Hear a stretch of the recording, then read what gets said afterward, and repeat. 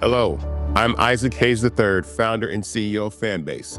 And right now, we're accepting investors in our $17 million round to revolutionize the future of social media. Today, for just $399, you can own 60 shares of stock in Fanbase at $665 a share. Go to startengine.com/fanbase and invest today.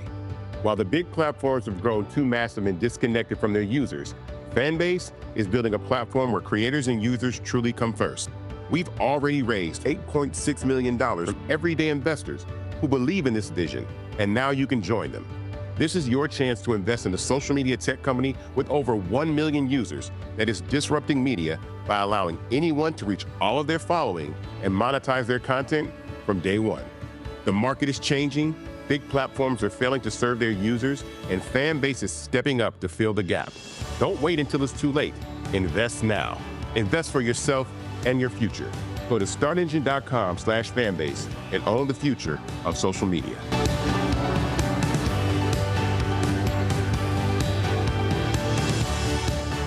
Folks, Black Star Network is here. Oh, no punches! I'm real revolutionary right now. Black power. Support this man, Black Media. He makes sure that our stories are told. Thank you for being the voice of Black America, Roland. Stay black. I love y'all. All momentum we have now, we have to keep this going. The video looks phenomenal. See, there's a difference between Black Star Network and Black-owned media and something like CNN. You can't be Black-owned media and be scared. It's time to be smart. Bring your eyeballs home.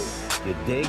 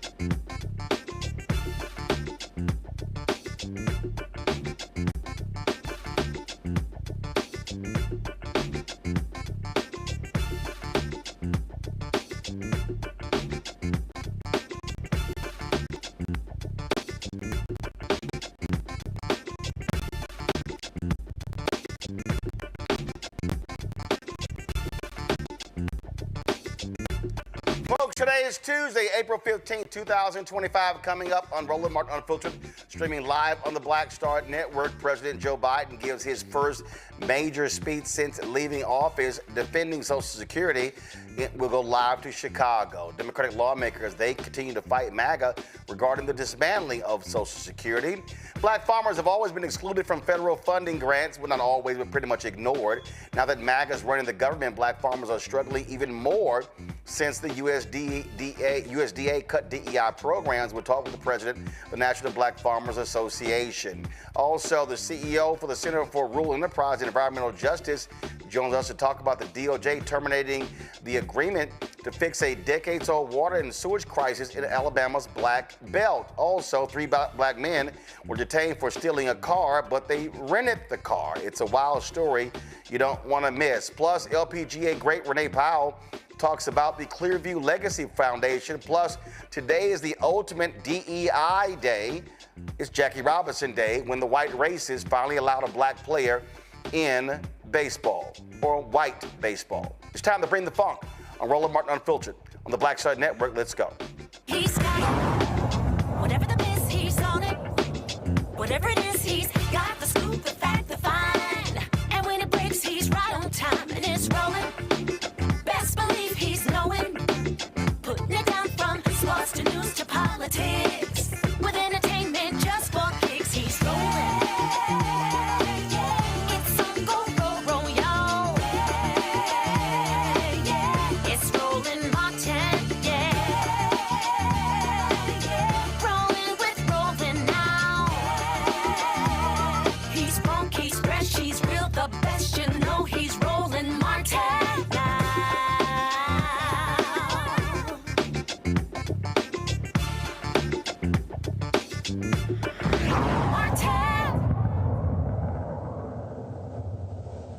Aggressively standing up for Social Security as MAGA seeks to cut billions of dollars from Social Security. President Joe Biden, in his first major public address since leaving office, is speaking live in Chicago as it relates to this issue. Let's go live there.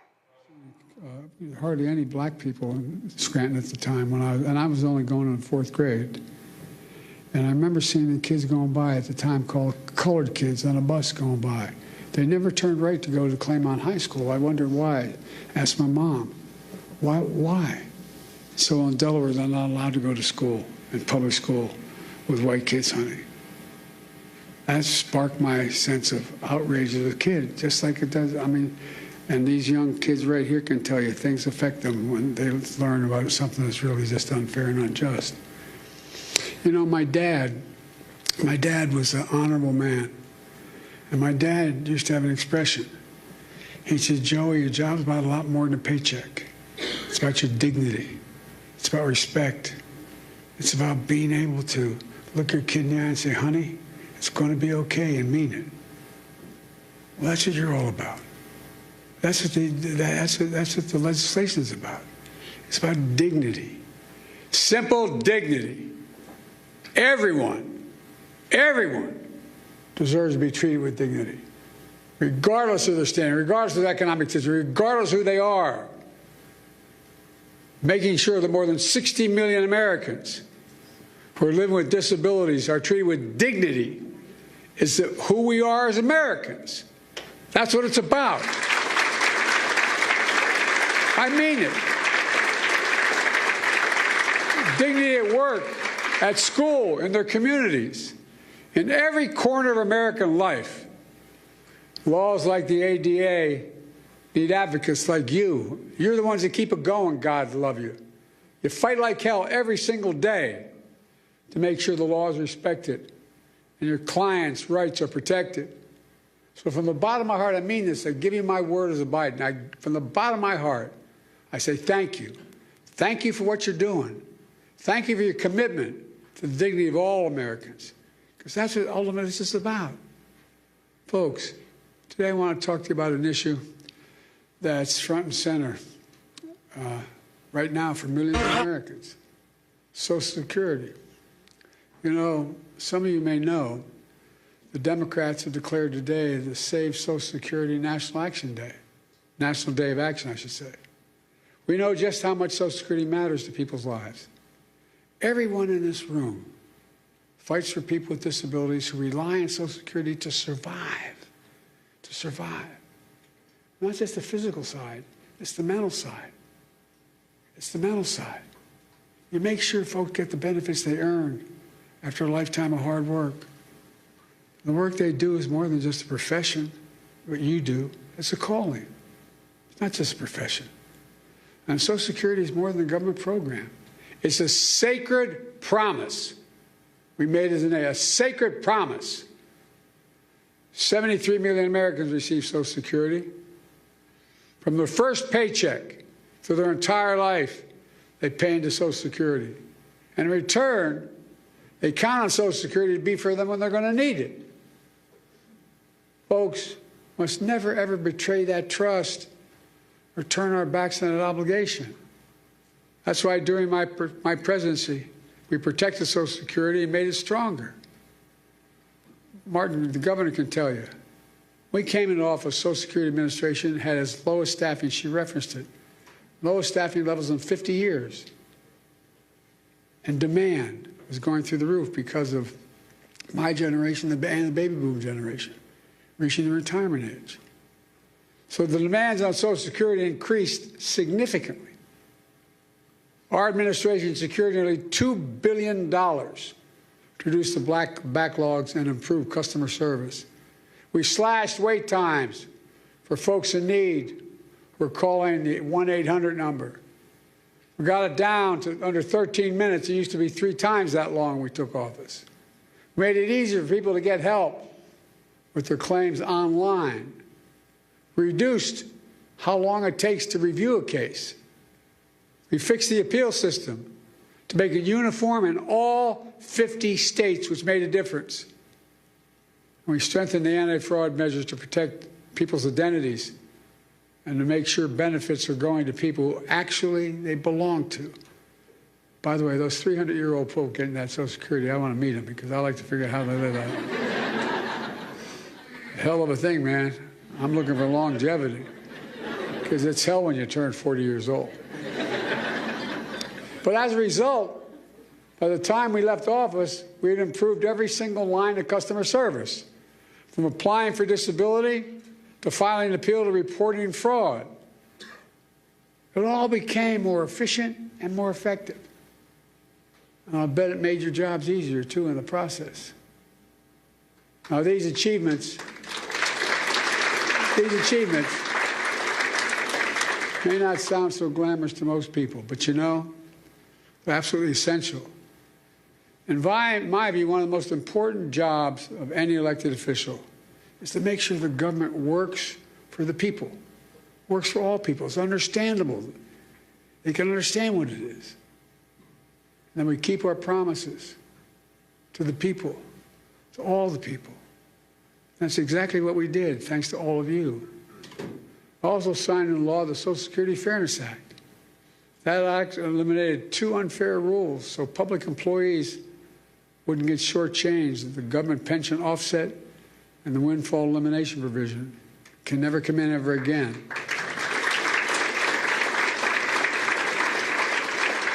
But as a result, more than 2 million people are now finally receiving the full benefits they earned. And remember, we also faced a constant threat by some members, Republican members of the Congress, to cut and gut Social Security, period. Cut and gut it, period. They wanted to let Social Security expire every 5 years. That was the proposal. Let it expire every 5 years unless reauthorized by the Congress. Who in the hell do they think they are? Every 5 years and then wait around and be... well. I will not go further or get in trouble, but look, folks.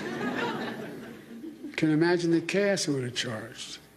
Every 5 years, Congress is going to step up. You imagine this Congress stepping up? They threatened to raise the retirement age as well. Now, that might not be a hardship for someone working in a comfortable job. But if you're on your feet all day, you're doing manual labor all day, you're working with a disability, it's a very different matter. And then they even tried to face cuts, force cuts on Social Security during the negotiation of the debt ceiling. These are wonderful guys. Last time this guy had the job, he raised the debt ceiling because of an enormous and profligate tax cut to the super wealthy. And then he said, look, then they started talking to his colleagues. Well, maybe we can do something about Social Security, but we got to do something about the debt ceiling. How are we going to do? We can find the money in Social Security. Unless we do what they wanted. They wanted to cut Social Security. Not on my watch. We refused to go along with any of that. Look, Americans have always been able to count on these benefits. And let me pause a second here and say this. We talk about the physical needs that Social Security provides for people, particularly people, hardworking people, people retired, people on the edge. But the psychological impact is profound. Profound. You're a man or a woman, you're 70s, 80 years old, you're not in good shape, you have a disability, and you hear the check may not come. How do you sleep at night? How do you sleep at night? We lived up in Wilmington in a 3-bedroom, split-level home in a new development, 40 homes, with 4 kids and a grandpa living with us. And I remember our headboard was near my dad's and mom's room. And you could tell when Dad was restless. I remember asking one night my mom, what's the matter with Dad? The next morning, she says, found out that we're not going to provide insurance anymore where he works. Well, imagine if you're somebody who's been struggling your whole life. You're literally counting on Social Security to buy your food, just to get by. And you hear the threats, what may happen. Many of these beneficiaries, that's their only income. If they were cut or taken away, it'd be devastating, devastating for millions of people. And the psychological pressure we put people under by having this debate is absolutely devastating. That's why we work so damn hard to make Social Security Administration stronger than it's been in years. And that's why I asked the governor to take over, by the way. But look what's happened now.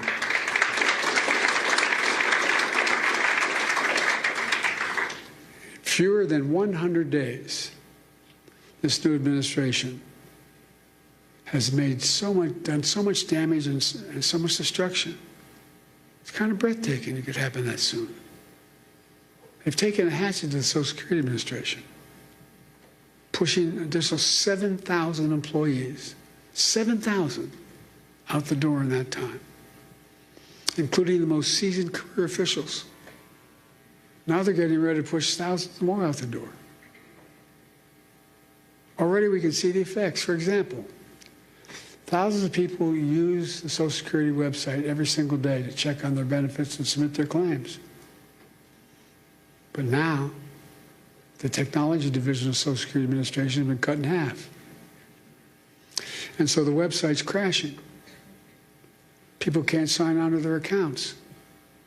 What do you think it does to that woman's living alone at 74 years checking, just not able to even find out whether she can't even find out what that disability claim is she has? She can't file a new disability claim. And a lot of these people are being told incorrectly that their benefits have ended.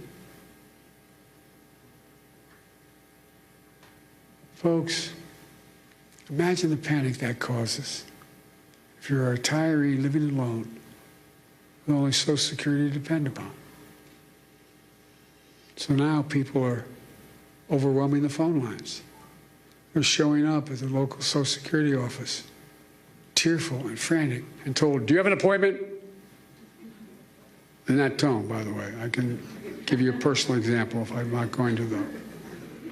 To cap it all off, serious people are now generally concerned for the first time in history, for the first and only time in history, that Social Security benefits may be delayed or interrupted.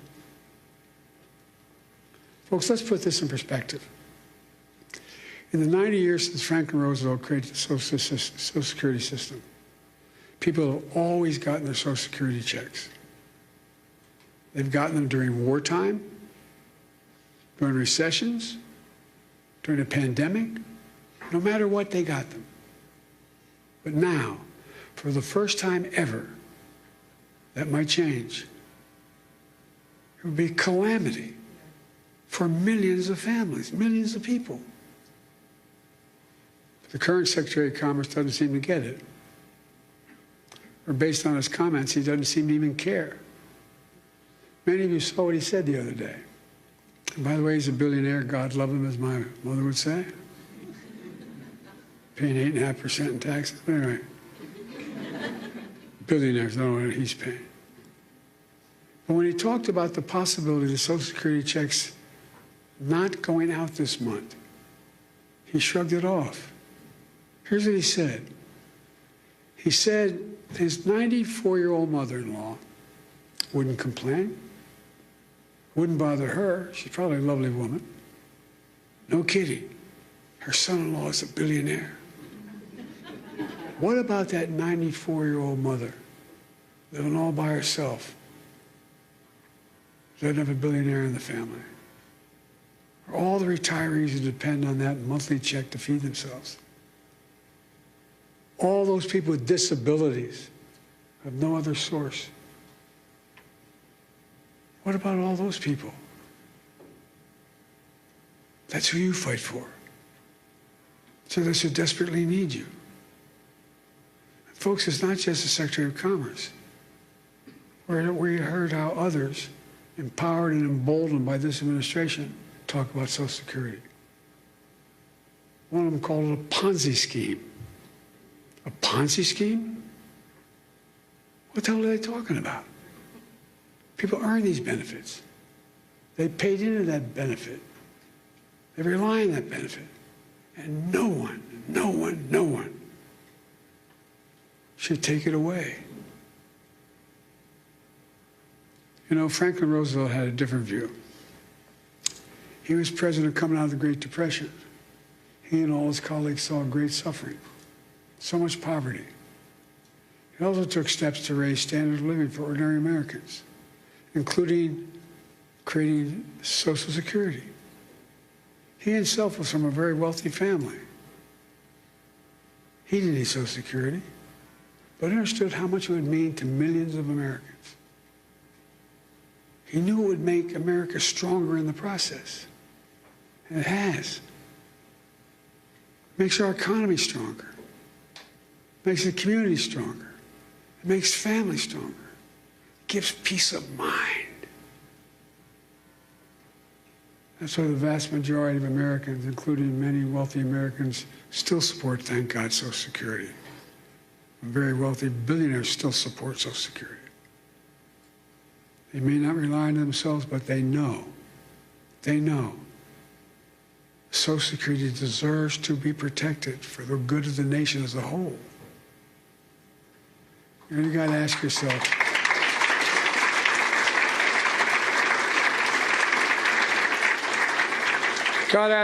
why is this happening? Why are these guys taking aim at Social Security now?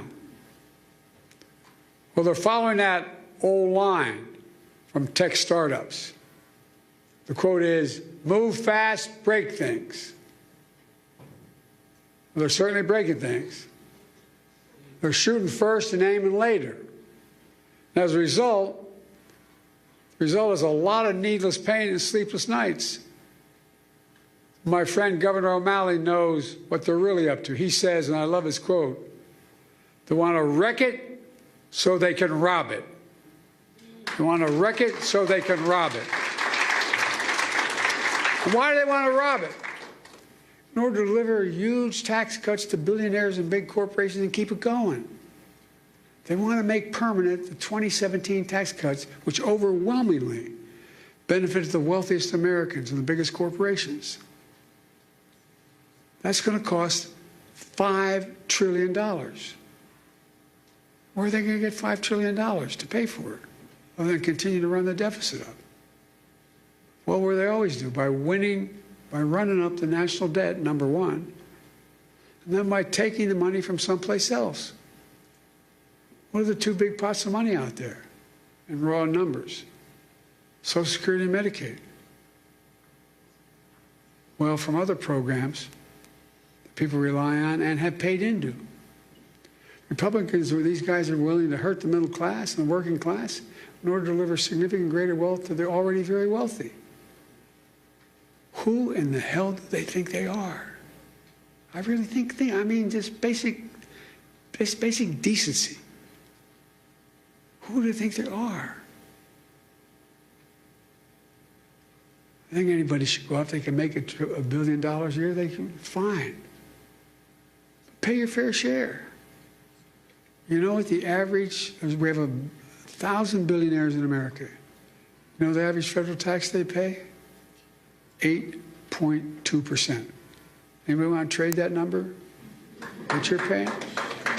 Folks, look. Let me close. I'm sorry to go on so long, but it's just, anyway. I grew up in Scranton, Pennsylvania as a kid, and then Claymont, Delaware. Middle-class towns, working-class towns. Places where people worked hard all their lives with the promise that they'd be able to retire someday with a little bit of dignity. Because they've been paying in a thing called Social Security since the very paycheck they ever earned. These people get knocked down every day, learn to get up. My dad's one experience, you get knocked down, just get up. Get up. They get up every day. The last thing they need from their government is deliberate cruelty. It's about people and neighbors across the country who look out for each other. You don't see empathy. They don't see it as a sign of weakness. They see empathy as a decent instinct. They don't see cruelty as a sign of strength. Social Security is about more than retirement accounts. It's about honoring a fundamental trust between government and people. It's about peace of mind for those who work their whole lives so they can rest assured they'll have a chance to get back some of what they earned and what they deserve. But more than anything else, I mean this sincerely. And as my friend says, maybe it's the Irish of it in me, but it's about who we are as Americans. Who are we? What makes us distinct from the rest of the world? It comes down to basic, in my view, fundamental American values. Nobody's king. Nobody's the boss. Everybody has a shot. All people are asking for is a shot. Honesty, decency, where hard work is rewarded. Have some faith in each other. Fairness, simple fairness. We can't go on like this as a divided nation, as divided as we are. Like I said, I've been doing this a long time. It's never been this divided. Granted, it's roughly 30%, but it's a 30% that has no heart. What we see in America, that's what we believe in, fairness. And that's the America we can never forget or walk away from. Folks, I mean this. I know it sounds trite, but I have to remember who we are. We're the United States of America. The United States of America. Most unique country in the history of the world, and that's not hyperbole. Every other nation was founded because of religion, geography, ethnicity. We're the only nation in the world founded on an ocean. We hold these truths to be self-evident, that all men and women are created equal, endowed by their Creator. That's the one thing that united us, an idea.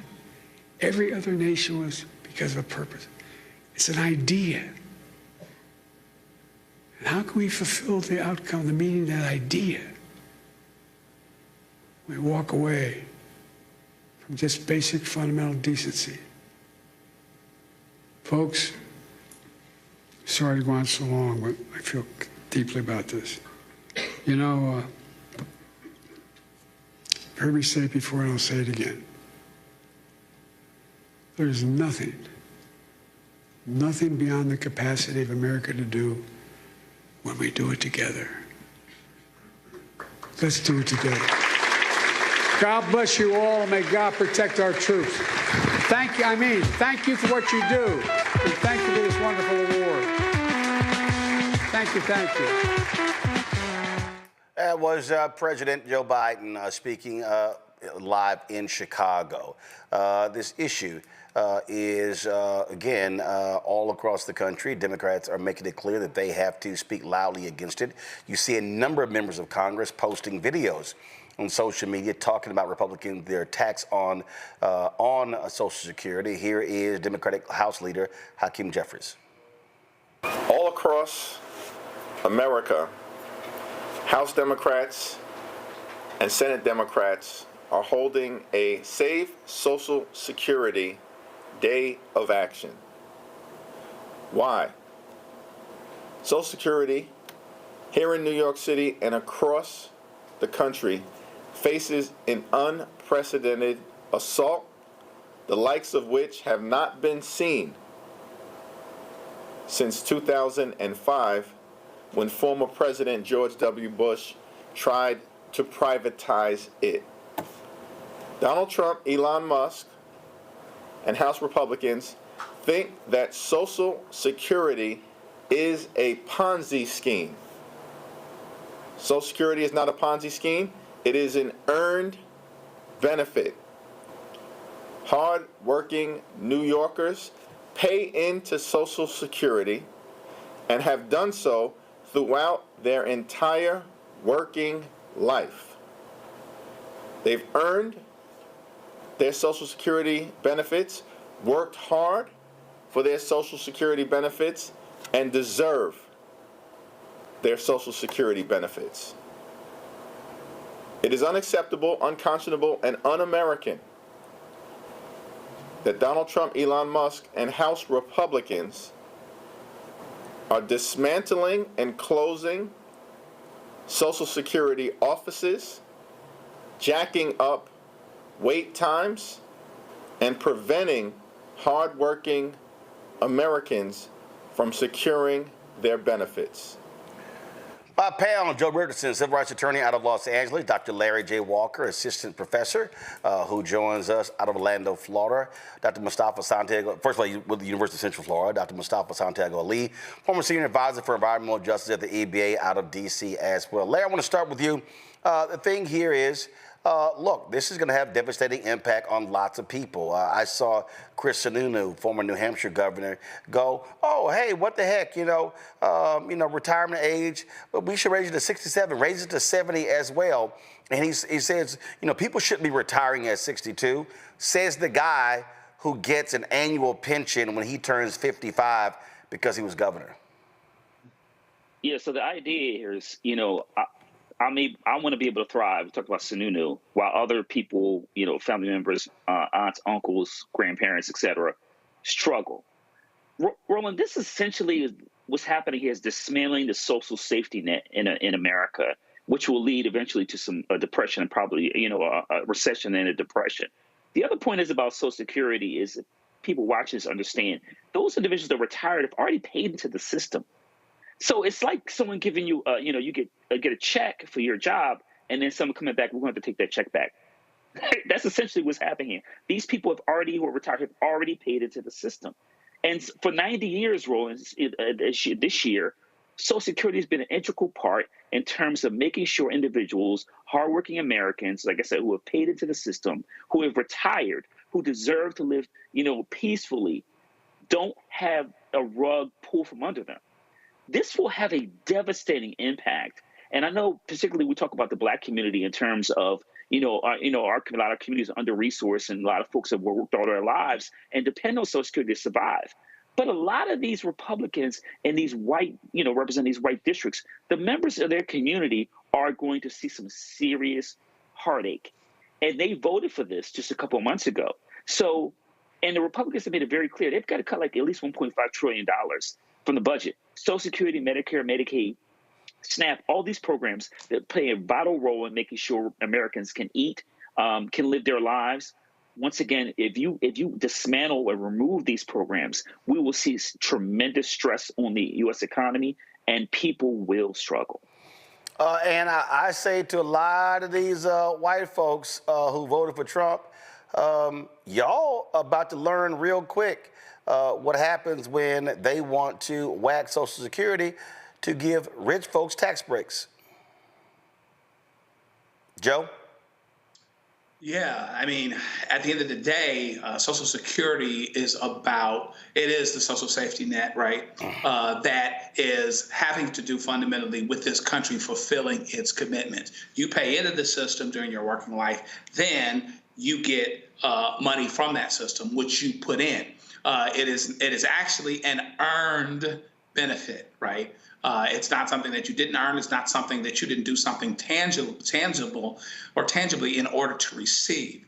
And so therefore, we are now in a situation where that is being threatened. You cannot cut $1.5 trillion from any budget, let alone this budget, without dealing with Social Security. Now, in the real world, 80% of our economy is based, the strength of our economy, the nuts and bolts of our economy is based on consumption. So if people that get Social Security, people get any check, disability, whatever it may be, fill in the blank. They don't get it at the same level. They don't get to buy the things that they need. Then that grinds your economy to a halt.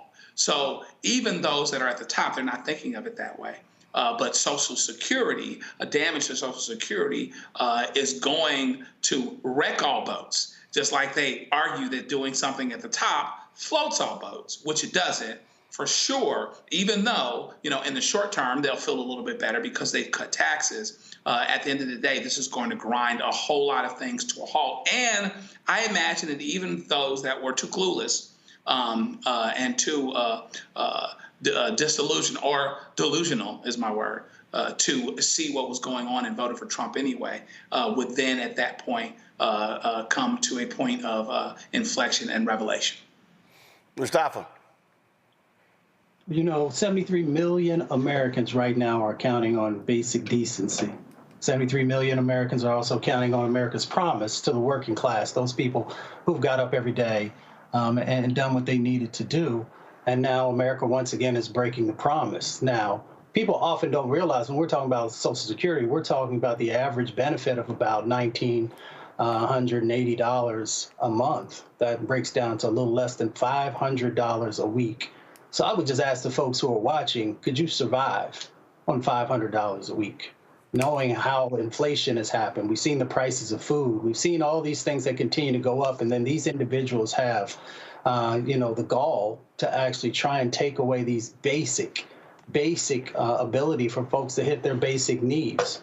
The last thing that I'll say, Roland, is most folks may remember when Donald Trump was running, when he's on the campaign trail, he pledged to protect Social Security benefits. He said, and I quote, that he would never do anything that would jeopardize or hurt Social Security or Medicare. No cuts or increases in the age of those who receive the benefits. So once again, folks got bamboozled. So the question becomes what you're going to do about it. Are you going to actually pick up the phone? Are you going to actually get out and use nonviolent ways of addressing what's going on in this space? Are you going to hold your elected officials accountable? And are you, when next time you have the ability to vote, are you going to make sure that you put people in office who will actually make sure that your grandmother and maybe somebody who's dealing with a disability has the ability to actually be able to live in a decent way, to be able to live in a humane way? So the question is, what are you going to do with your power? Well, we all know he's a liar. I mean, he lies about lies. So anybody who believes that, they're stupid. They're stupid as all get out. And the people who are also stupid are the people who agree with this dumbass's tariffs. Let me give y'all a sense of this here. Okay, when the idiot was there 4 years ago, more than $25 billion in taxpayer money was provided to largely white farmers because of his tariffs. I remember there were farmers who announced that they were losing their farms, filing bankruptcy. And I'll never forget, one of these white boys said, oh, I would vote for him again and it's worth losing. And I'm sitting there going, time out. Yo dumbass defending that? The man lost the family farm because of Trump's idiotic tariffs that did nothing, that accomplished nothing. And more than 25 billion of that were given to farmers. But let me be real clear, white farmers. So what are we now seeing? On today, which is the ultimate DEI day, diversity, equity, inclusion, when the white racists finally allowed Jackie Robinson, because it wasn't about merit, to come and play in Major League Baseball. And we'll cover that later. But we're seeing the attacks on DEI in every federal government. And guess what that includes? Agriculture, USDA, is having a devastating impact on black farmers. So black farmers already got screwed and have been getting screwed for decades. Now when you had a glimmer of hope, Trump is like, shut the door. And guess who's quiet?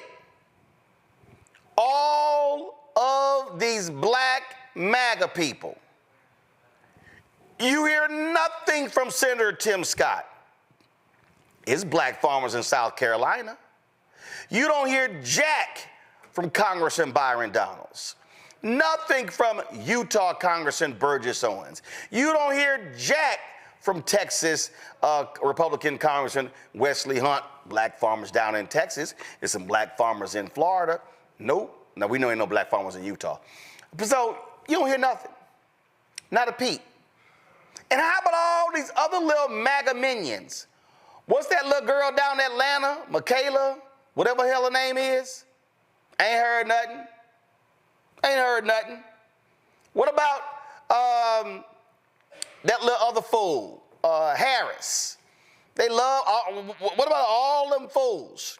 All them fools who were sitting here at the White House, Black History Month reception, smiling and cheesing and profiling and posting their videos and all on social media. Oh yeah, they were all doing that. And guess what? Silent.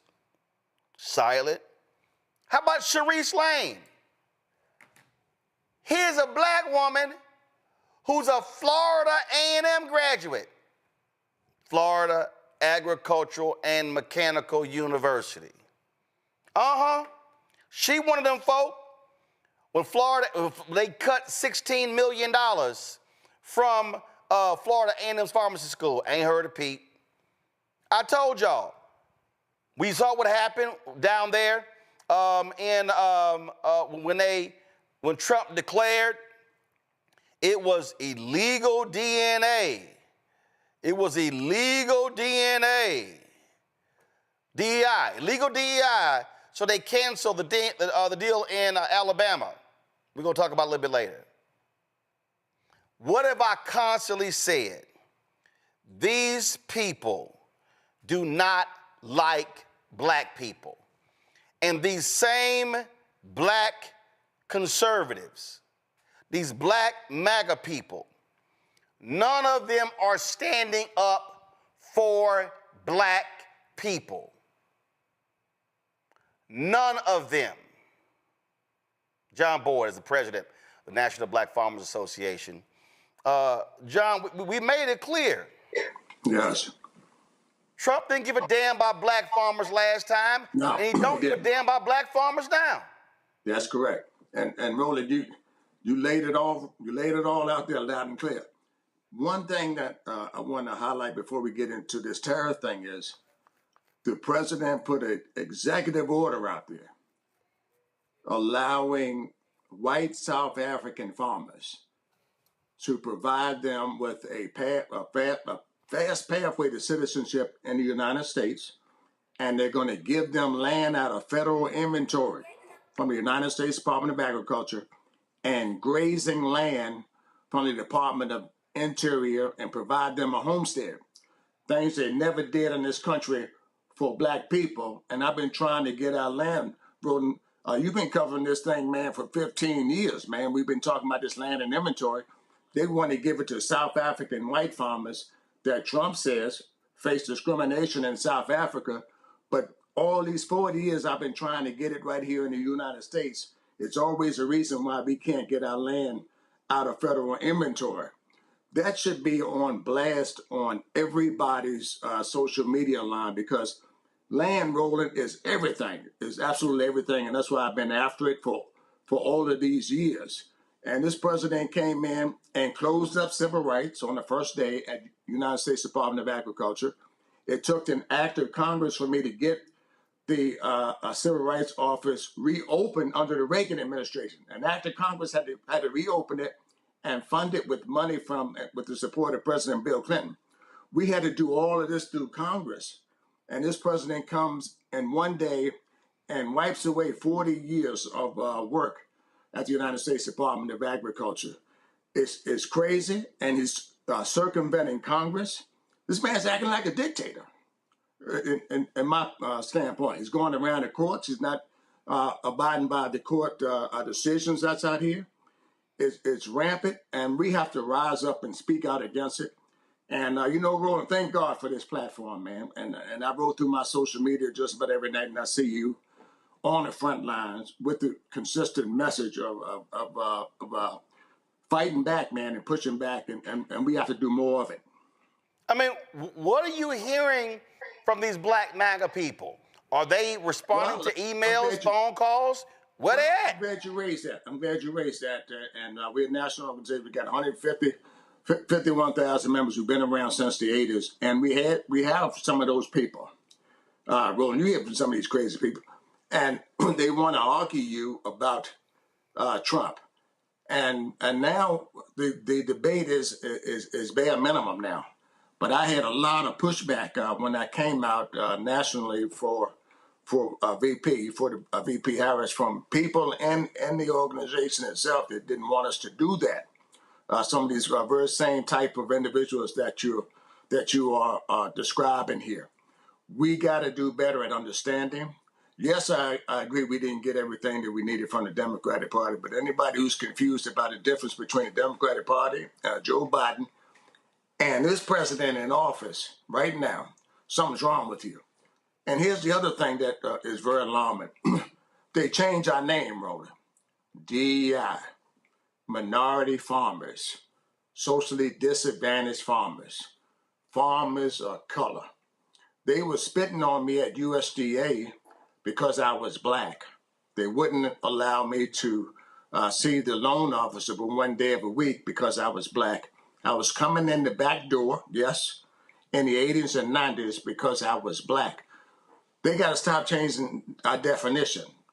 We're black people, and these are, and we face a special set of issues in this country that no other people face with pure hatred. And this president hates black people, if anybody's confused out here. See, here's the mistake that people make. They go, oh, but no, he's got a black HUD secretary, and oh, you know, he had Ben Carson last time, and oh, he's got, well, here's the whole deal. Look at his White House. Yes. Are there any black top aides? No. No. Advisors? No. None. So all these little black MAGA minions taking photos, posting stuff, all of them, all these little folk, and I'm gonna name them. The silly ass brother, the Cartier family, all these folks, the Hodge twins, all these folks got lots to say on social media, but they are saying nothing about the impact on black people. Yes. And you know what? This is going to be devastating on black farmers because, Roland, and that's the tariff piece.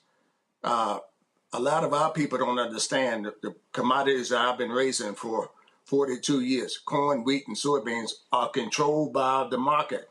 Every time the president says the word tariff, the price plummets. The other countries don't want to trade with us. China is now buying soybeans from Brazil, and now they just said they're pulling out $2.5 billion of beef. I raise beef too.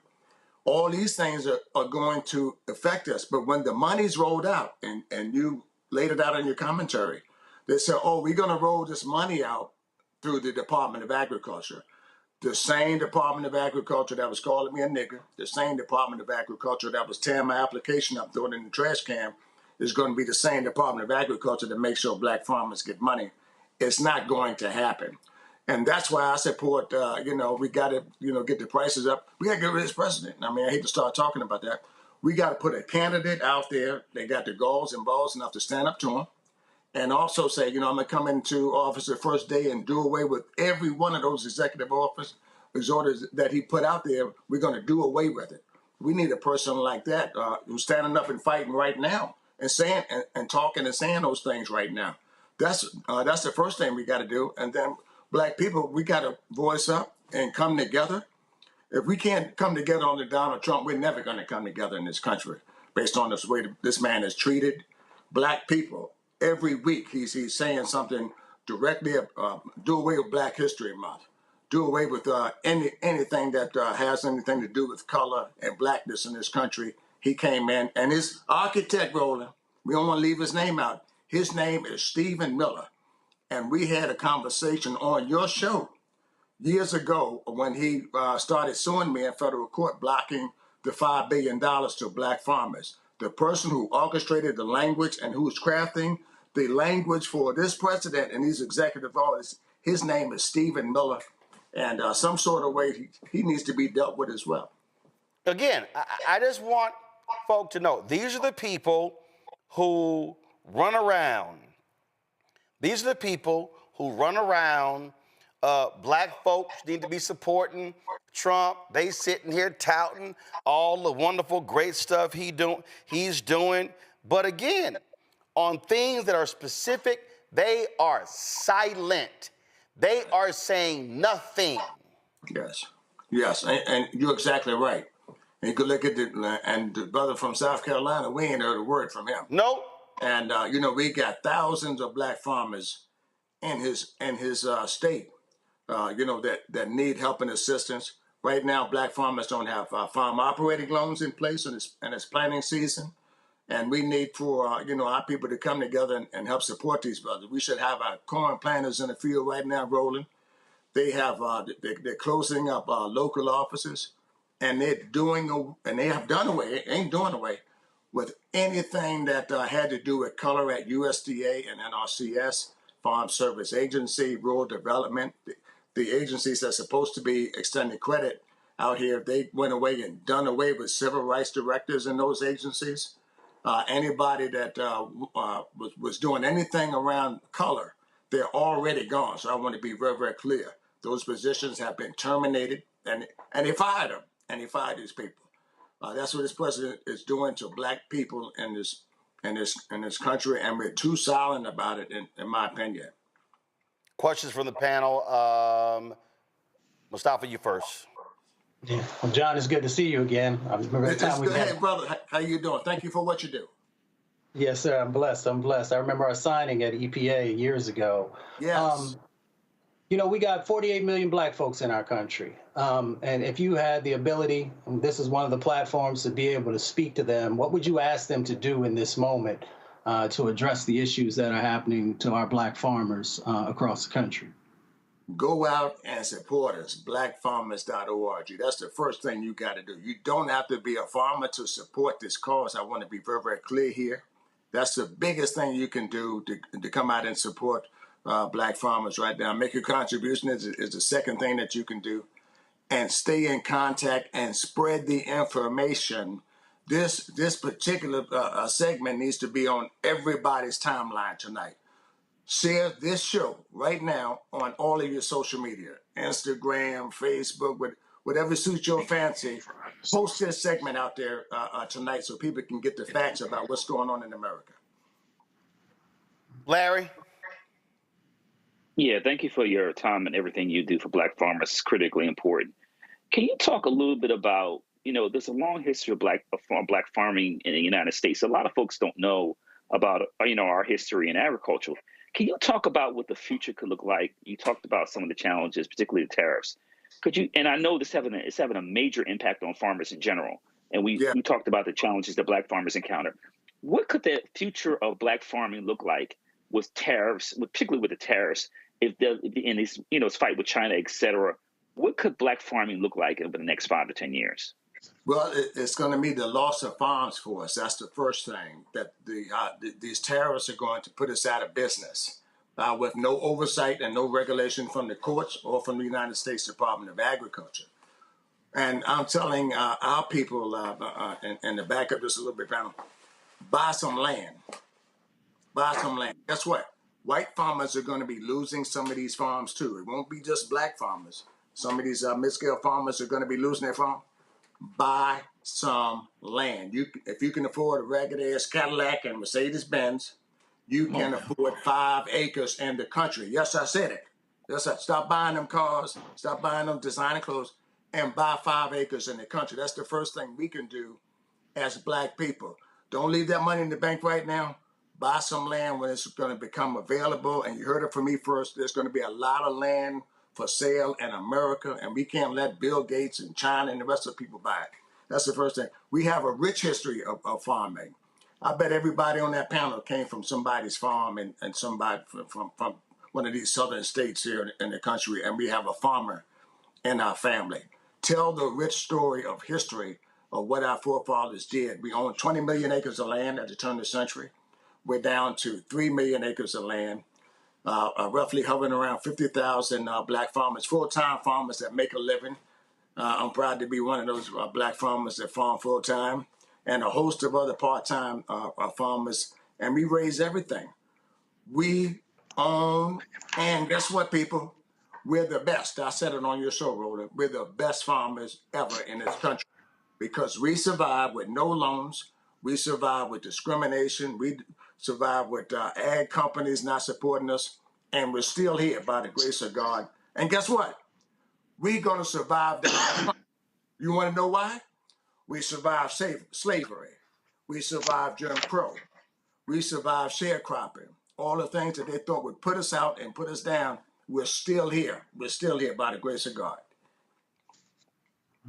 Larry? I'm sorry, Joe.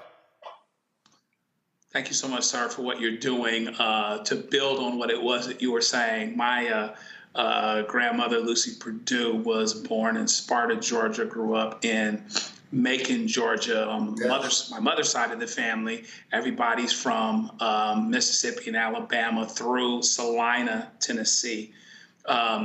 Give us city folk a one-on-one, a 101 on why farming is important. It's gotten, a little trendy for us to sit and talk in church about, oh yeah, we should use this land and you should grow some things, et cetera, et cetera, et cetera. But give those of us that don't know and haven't really gotten it a quick one-on-one about the importance of farming to what we eat every day already. Thank you for that. And my grandfather's name was Thomas Board. He said land was everything. Everything good and great came from the land. Clean drinking water, fresh food to feed your family, timber to build a house on. We've gotten away from that, and the farm is where we built our families. Yes, we spent time together. We were raised together. Many black families. My daddy came from the last of 15 kids. And a lot of black families. My mother had 10 siblings. We've gotten away from the family structure of the farm and also the ability to feed ourselves. If you look at our forefathers, they lived longer than we do now. It's because they was eating healthy foods from their farms that wasn't tainted with chemicals. They were eating meats and all these great fresh things, and they lived longer because of the lifestyle.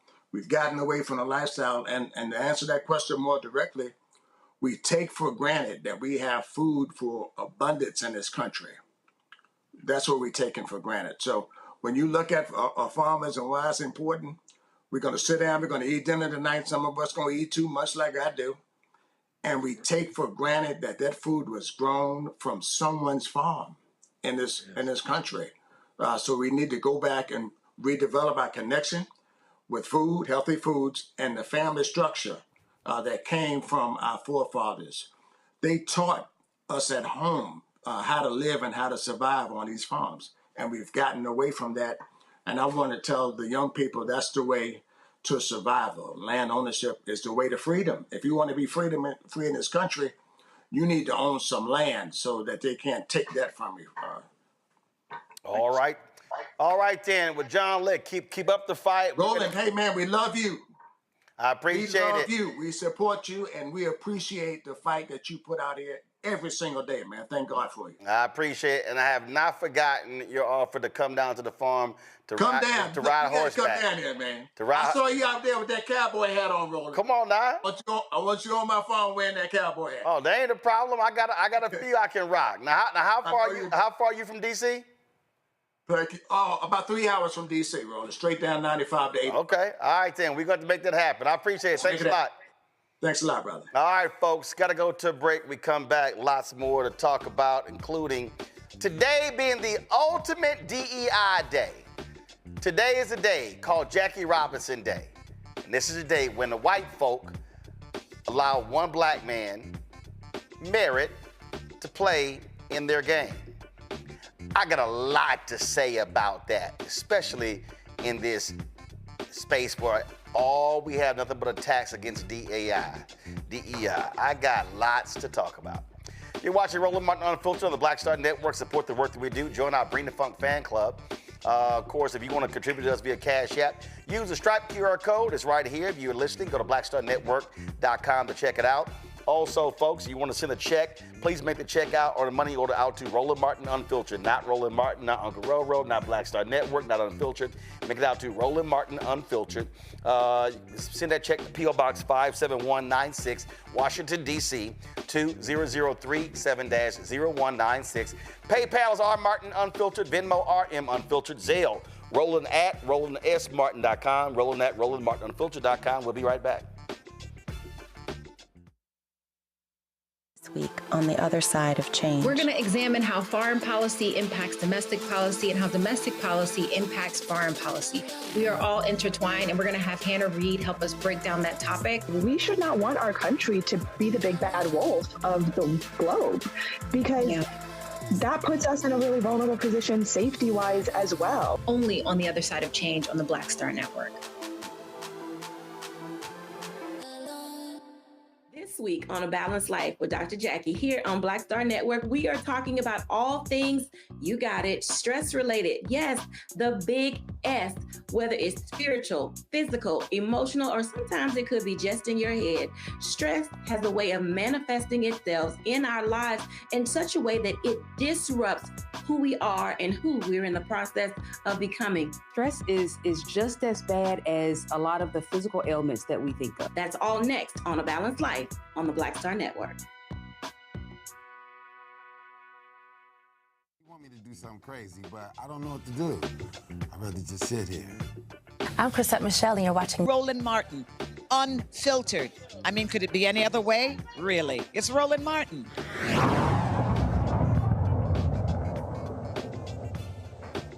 Folks, on Monday, we reported the Department of Justice had terminated a landmark agreement to address long-standing sewage issues in Lowndes County, Alabama. This rural, majority black community has faced problems for decades with raw sewage in backyards in their homes. Catherine Coleman Flowers, the CEO of the Center for Rural Enterprise and Environmental Justice, joins us right now. Glad to have you here. So look, this is very simple. These are black people. These are black people impacted. This has been going on for decades. This was an infrastructure issue. And Trump decides to, what the hell, get rid of the settlement and calls it an illegal DEI settlement. What the hell? I'm still trying to understand that one myself. So for folk who don't understand, explain the settlement. Well, the settlement occurred because for years, I've been doing this work since 2002, because initially the Alabama Department of Public Health were arresting people who could not afford on-site sanitation. And that's how I got involved in doing this work. And as a result, we ended up working with Earth Justice, and we filed a complaint against the Alabama Department of Public Health alleging a civil rights violation. This is the first time that Title VI was used to look at environmental justice and to try to obtain justice.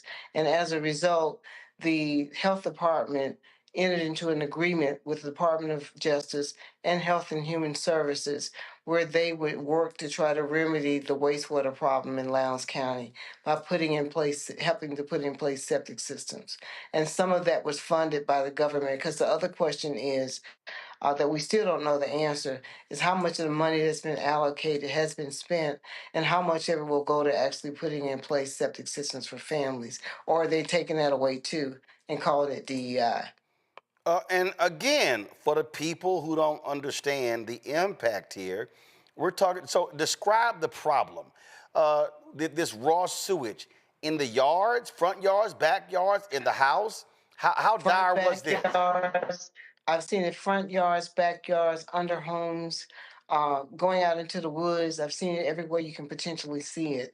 We also have seen where there are balls where children were playing around it. We've seen basketball courts nearby, and one basketball obviously ended up in the sewage and they didn't get it. So we've seen all kinds of ways in which people have tried to get this away from their homes.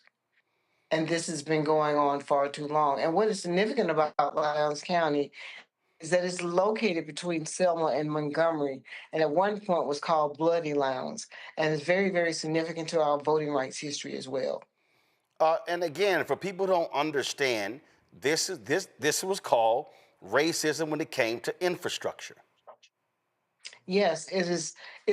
We call it sanitation inequality, where the type of infrastructure investments that should have been made in these communities, really in rural communities across the United States, have not been made. But certainly Lowndes County, because it's hard to not see it, because so many people travel between Selma and Montgomery, and it's just right outside of Montgomery, which is the capital city, and it should have been rectified many years ago. My concern now is whether or not, hopefully they will not go back to the policy of arresting people who cannot afford on-site sanitation. And again, I want to reiterate, you are there where the state capitol is. It's right outside the state capital. Actually, there are people living with raw sewage in Montgomery. I mean, so it's a problem in all 67 counties. I have to give credit for the people in Lowndes County who uplifted their stories and put it out there because they were so marginalized. They had nothing else to lose. But it is not only helping them, but helping people around the state and certainly around the country who are living in the same situation. The sad part is that since we've been doing this work, and I've been doing it for over 20 years, that I've gone to places around the country and people have said this is a problem that they've had as well. So hopefully, I'm challenging the administration to go and see it for themselves because a lot of their constituents got the same problem. But the issue is people don't want to deal with it. And I'm very concerned about the health consequences of not addressing this environmental issue. I mean, it's just shameful and despicable, and that's what it is. Mustafa? Well, Catherine, it's good to see you. If I give you a quick shout out, I just want to make sure everybody goes and gets your book, Waste, which is an anthology of the types of things that are going on in communities across the country. Catherine, can you talk a little bit about the public health impacts? Because a lot of folks don't understand about the hookworm and the hepatitis A and the parasites and everything that people are dealing with. Well, actually, when I first started doing this work, I wasn't getting a lot of support. And what helped us was that we partnered with Dr. Peter Hotez at Baylor's National School of Tropical Medicine and worked with the local community who gave us samples of their fecal samples. We got fecal samples, water samples, blood samples, and also soil samples. And they were taken to the lab and they used PCR technology They used this PCR technology to look at the samples, and they found hookworm, they found strongyloides, they found other tropical parasites that you generally see in third world nations that don't have sanitation treatment. And when that story was broken in 2017, it made worldwide news because people were surprised to see that this was in the United States. In addition to that, the UN Special Rapporteur on Extreme Poverty came to Lowndes County. He said, Catherine, I've seen this in undeveloped nations. I never expected to see this in the United States. And this exists right outside of a capital city. And it doesn't make any sense for it to exist. And I think we have to find ways to remedy it. And the health consequences are so extreme that during the pandemic, Lowndes County, who has a small population, actually had the highest highest per capita COVID death rate in the state of Alabama. Joe?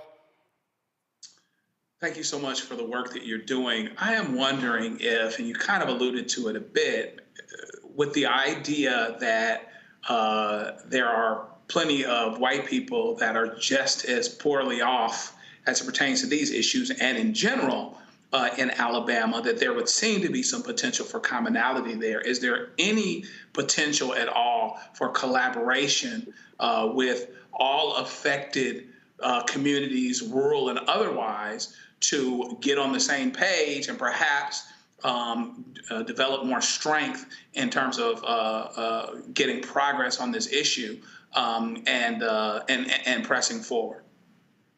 Well, the irony in it, and Mustafa alluded to my book, Waste, and I write about it. When I first started doing this work, one of the persons who was an ally was Jeff Sessions, because he was from rural Wilcox County that had the same problem. We have been contacted by people from most counties around Alabama, even people that are having the same issue. The difference is they're not being arrested. People in Lowndes County were arrested for having this problem. In addition to that, this is a problem throughout the United States of America. It's in California. It's definitely in Texas, in the area called the Colonias, where there are a lot of rural Latinos are living. They are living with raw sewage on the ground too. It's throughout the United States, and we're hearing from people from throughout the United States that are actually applauding the people in Lowndes County for looking at this problem, and they want solutions too, not only in Lowndes County, but around the United States in these rural communities that have been ignored for years. Great, thank you. Larry? Yeah, thank you for all your important work. And you mentioned Sessions, and it made me think of two policymakers in Alabama, Britt and Tuberville. And I'm wondering, have you heard anything from their offices about, this decision by the White House and the impact it will have on their constituents? No, I have not. Well, This is what they do, though. Again, they don't care. And I'm gonna and I posted this tweet moments ago, and I'm just gonna go ahead and read their names again. And let me go ahead and say it. Joseph Pignon, Black MAGA, where are you? The Hodge twins, where you at? David Harris Jr., them young black guys, the Cartier family. Y'all always talking on YouTube. All y'all talking about this story. Sharice Lane, you a Florida A&M graduate. Why you been so silent? Michaela Montgomery, you keep running your mouth down there in Atlanta. Do you care about rural black folks in Alabama? Why you quiet? C.J. Pearson, you actually enrolled at the University of Alabama. Why are you so quiet? Lorenzo Sewell, you that black preacher in Detroit, kissing Trump's ass, giving that ridiculous prayer at the inauguration? Why are you so silent? Also, Reverend John Amanchukwu Sr., you posted a video, a photo on TikTok, on Twitter, how Trump has tapped you to help ban books. How about you ban raw sewage in the yards and the homes of black people? Oh, and your black members of Congress, Byron Donalds, Burgess Owens, Wesley Hunt, Senator Tim Scott, why are y'all so silent? All y'all black MAGA people, if y'all claim to love black people, why are you so quiet when Trump is screwing black folks? Question, what's next? What are y'all planning next? I mean, what do you do? What's next for you? Well, we plan to continue to uplift these issues. And we want to expand. We're not going to only talk about what's happening in Lowndes County. We want to talk about what's happening in these other counties across the United States that have the same problem. In West Virginia, in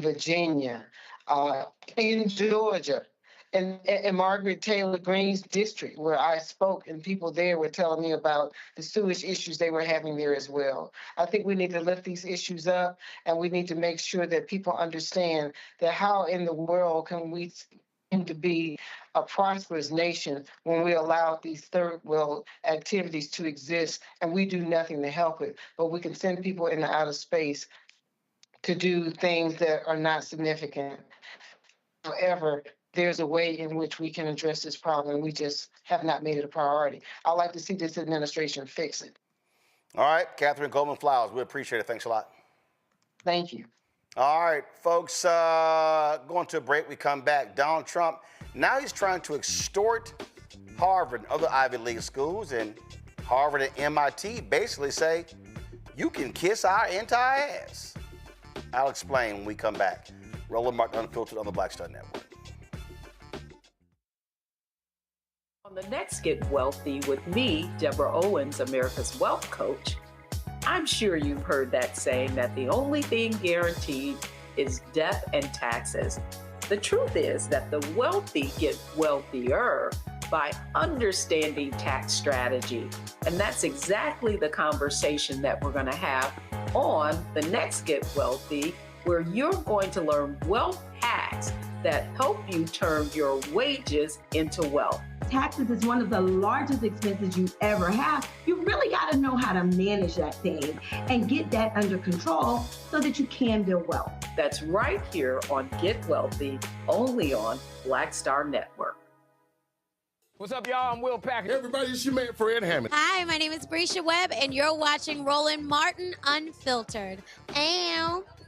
Well, I like a nice filter usually, but we can be unfiltered.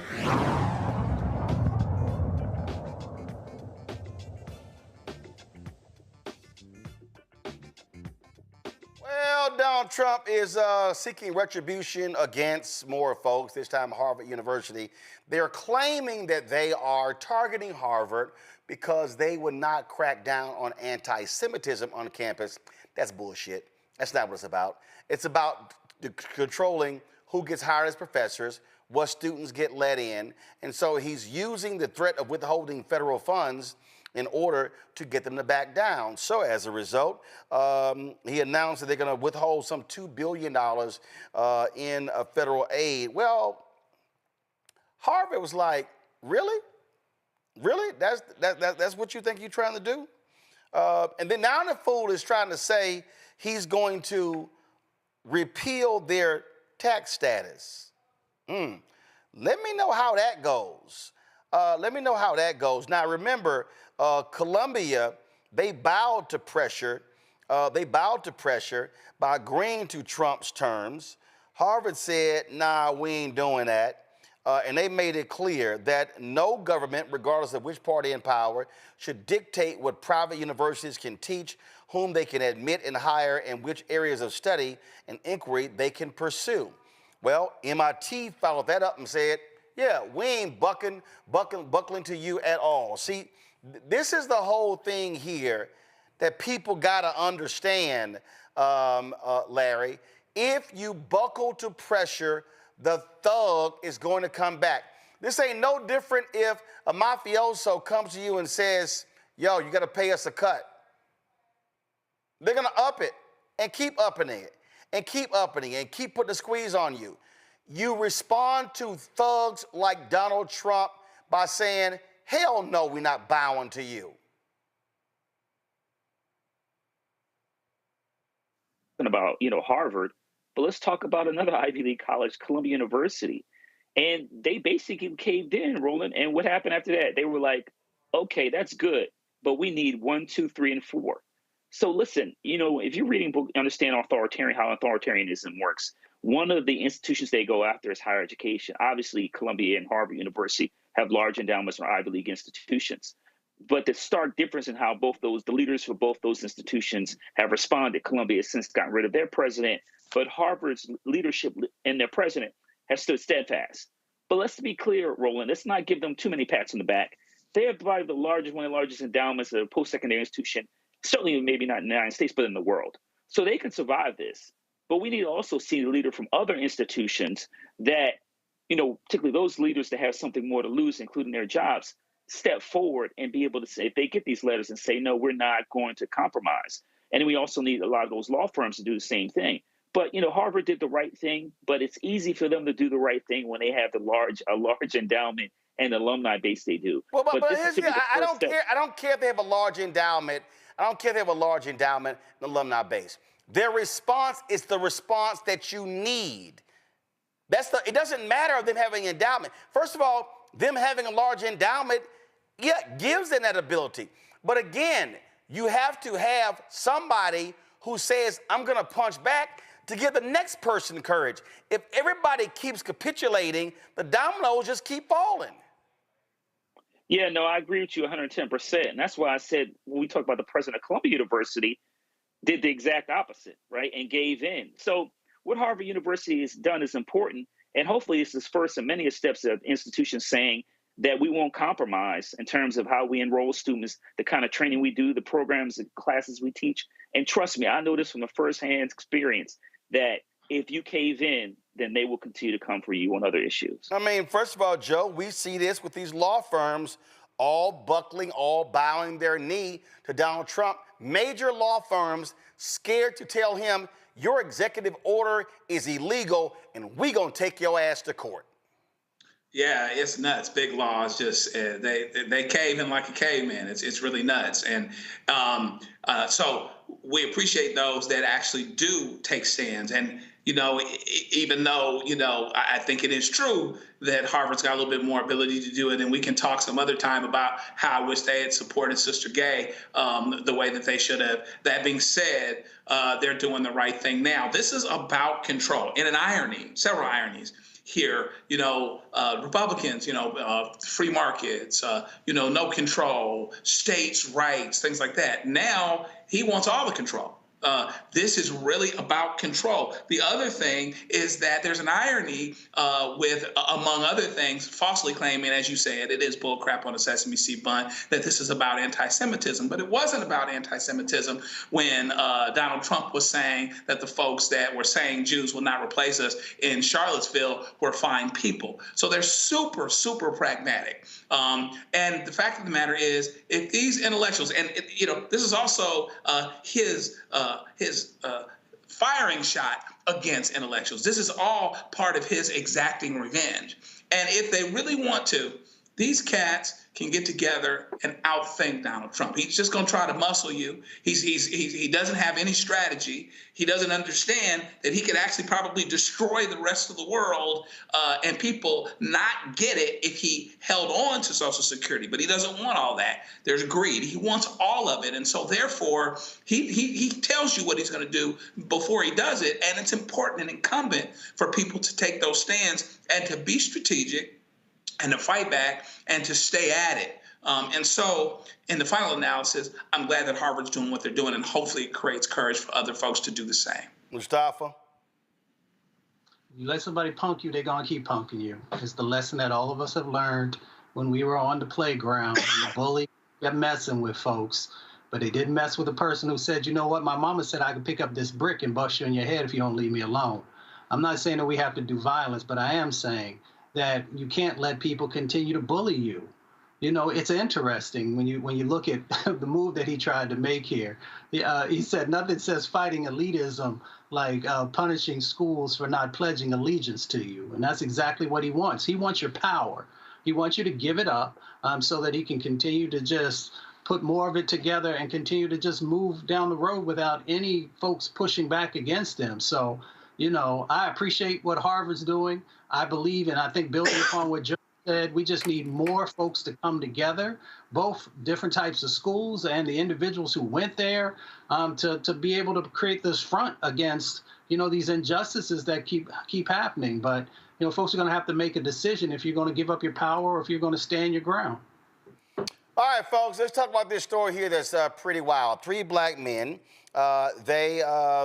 in Maryland, they go to Arizona for a baby shower. Well, all of a sudden, there's this so-called mix-up where they rent a car and then they get accused of stealing the car. So check out this body cam video footage. It shows these men all calm but also confused and caught off guard when they were surrounded by cops outside of a Cane's restaurant in Glendale, Arizona. We got audio? Seat on the curb.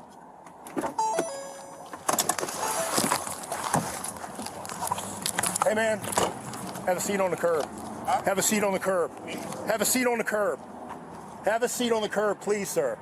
Sir. Step out, have a seat on the curb. Have a seat on the curb, please. Take it with you. Can I get out, sir? Have a seat on the curb, yes, sir. Slow? Have a seat on the curb, yes, sir. Yes, sir. Can I get out slow? Have a seat on the curb, yes, sir. Have a seat on the curb. Can I get out slow? Yeah, have a seat on the curb, please. Yes, sir. Please, sir. No problem. Can I get out slow? Have a seat. Yes, sir.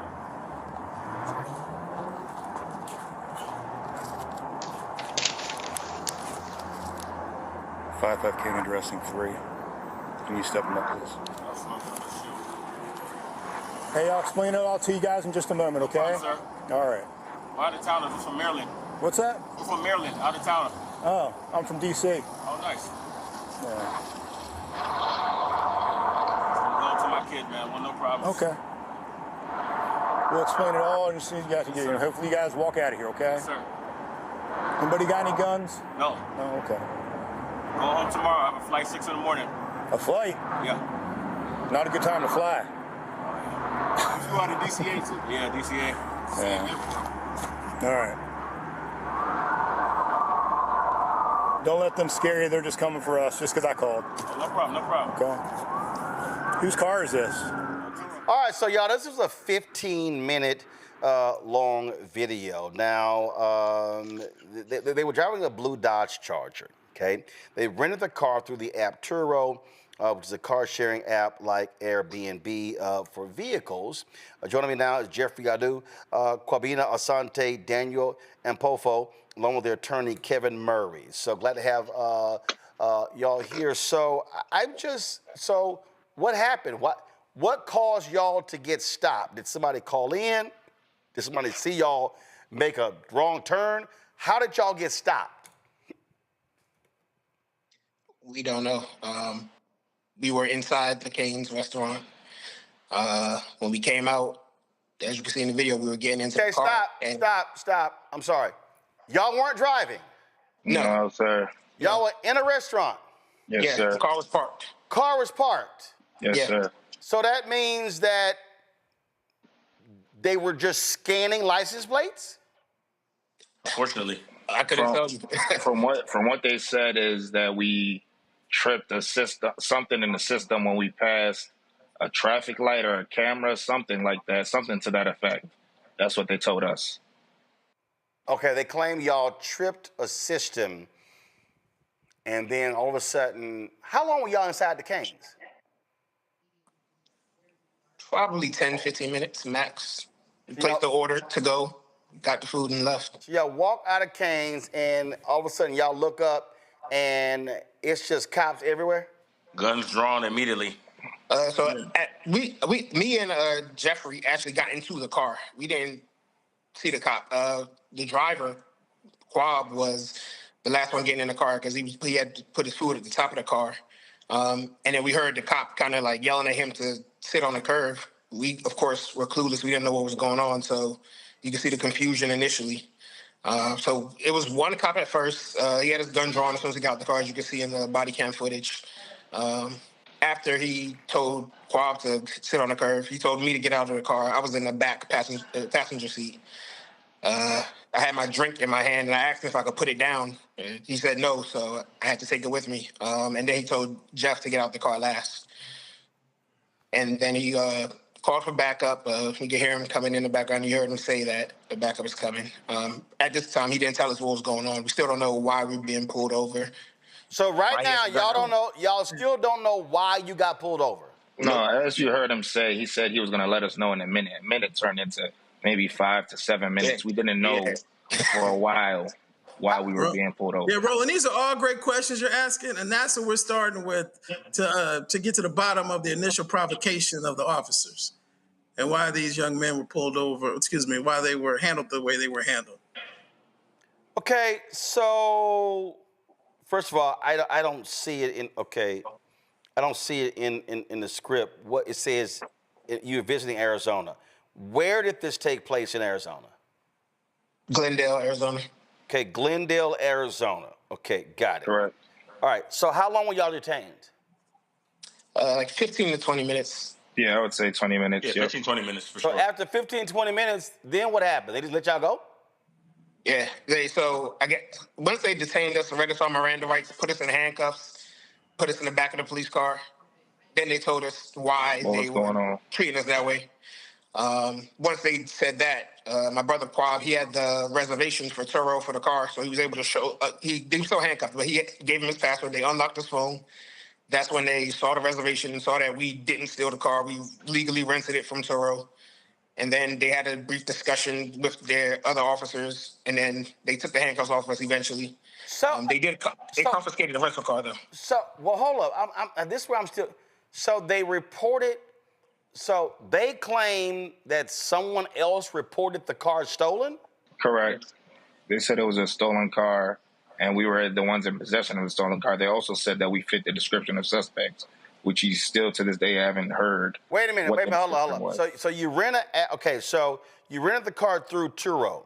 Correct. And so was that a person there was a person's car? So yeah, there was another company that uses Turo to rent out their cars.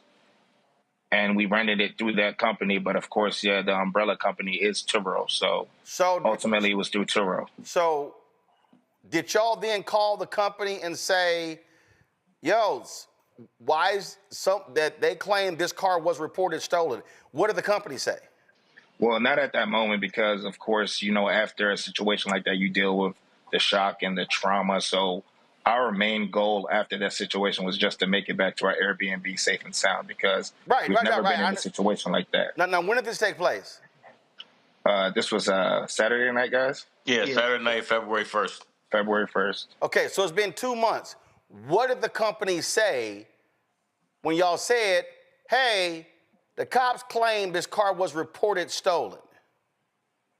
Well, they said it was a mistake. They said they did report it stolen, but then they said that they recovered the car. That's what the company said. The company claims they did report it stolen. Correct. But they recovered the car. Yes. They recovered the car. Correct. So did the company ever notify cops? That's the $1 million question, sir. We're not sure. Okay. And that's where I. So Kevin, I gotta ask you, you attorney, who the hell y'all suing? Everybody. I'll be very, very clear. And we're investigating, and all the responsible parties are on the line until they're not, until they can prove that they didn't do something wrong. Be very, very clear.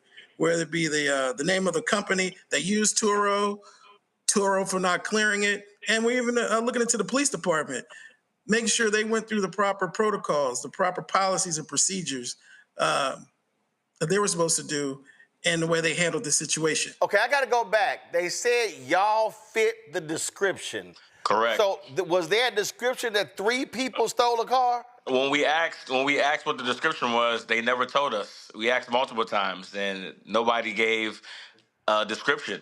So, Okay, so give them the benefit of the doubt. We know what that means. No, but here's the whole deal, though.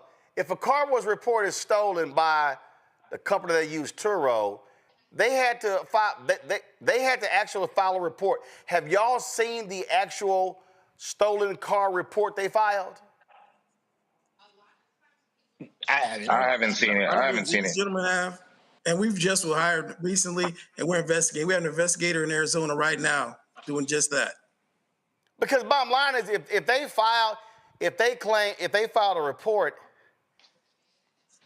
this notion fit the description, which means that it had to have been described to them that 3 black men stole a blue Dodge. Right. Wow. Did y'all eventually make it to the shower? Well, this was after the shower, actually. Got it.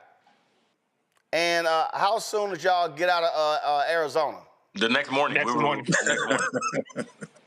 Packed up that night and got out of there that next morning. Unbelievable. All right, gents, keep us abreast what happens next. Thank you. Will do. I appreciate it. We appreciate you very much, Roland, for having us on your show. Thank you. I appreciate it. Thanks a lot. Thank you. Joe, this is the reality being black in America.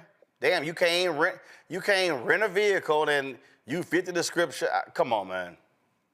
It's a cold game, and of course, first of all, I'm glad the brothers are alive because you got guns drawn, you got all this stuff going on, and obviously these brothers would be a threat with a drink from Cane's in their hand, right? So I think it's going to be very interesting. Attorney, of course, is dealing with it the right way, that everybody's on until we see demonstrably that they're off. But I'll give you 10-1 that they won't find anything in writing with a description of 3 black men still in that vehicle. I'm almost certain of that. You'll probably be able to catch them in that lie.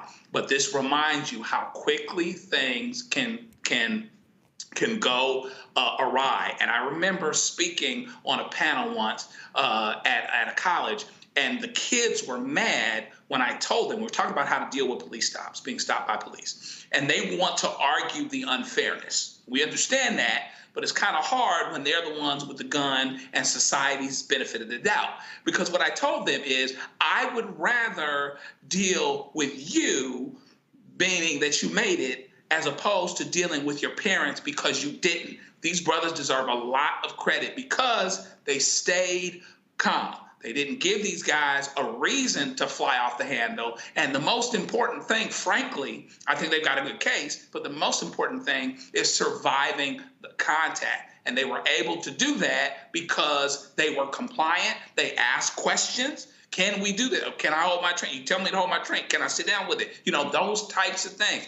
I think that every brother that's out there that wants to channel 400 years of slavery and all this other stuff into this police stop, which should not have happened, but you decide that the hill you may literally want to die on. I'm not saying that you're wrong in feeling that way. What I'm saying is survive the contact. And I think these brothers did a good job of that.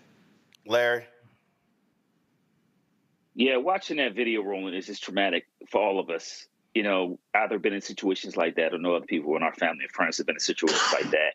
And I think the bottom line is these brothers survived this encounter.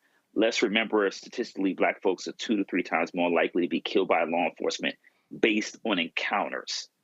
It's not being arrested, encounters. So anytime we see situations like this, we can, as my colleague highlighted, it can go south really fast.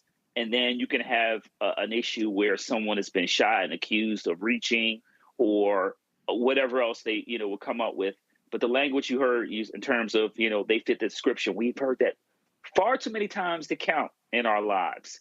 So, but once again, I'm glad they're going to sue whoever is going to be responsible. This could end in a tragedy and really impacted the lives of multiple families. But this is another example of things that happen every day in America. Mustafa. These brothers had the trifecta, right? Driving while black, parking while black, eating while black. Luckily, we get to talk about Black joy because they got a chance to make it home.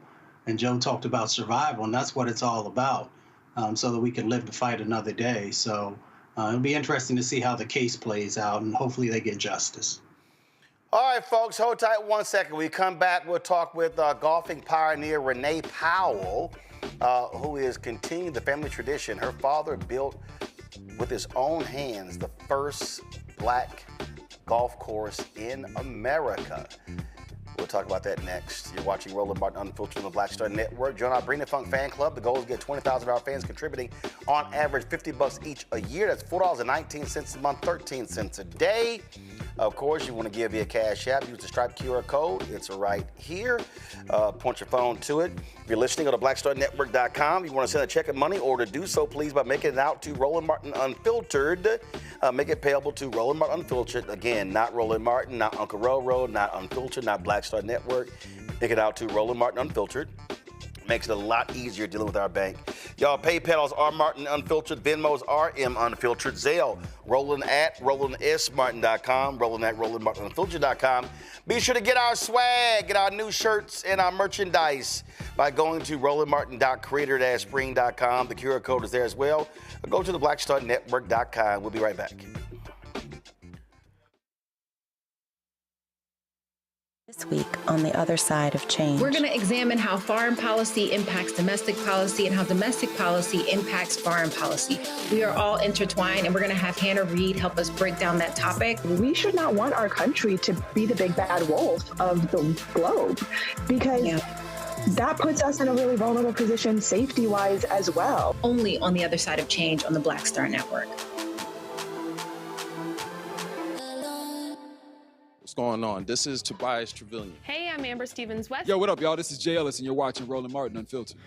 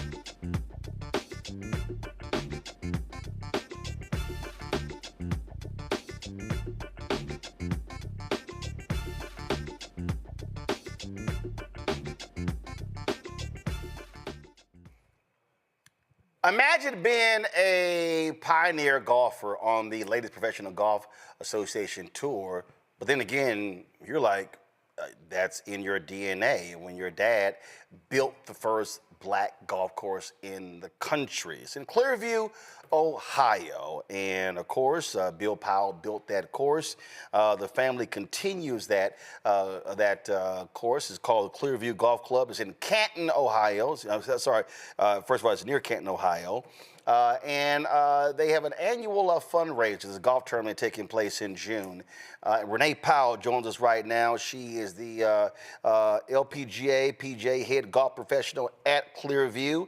But not only that, she also, of course, made history herself on the LPGA tour, has traveled all across the country, and also a lot of different things are named after her as well. Renee, glad to have you here. How you doing?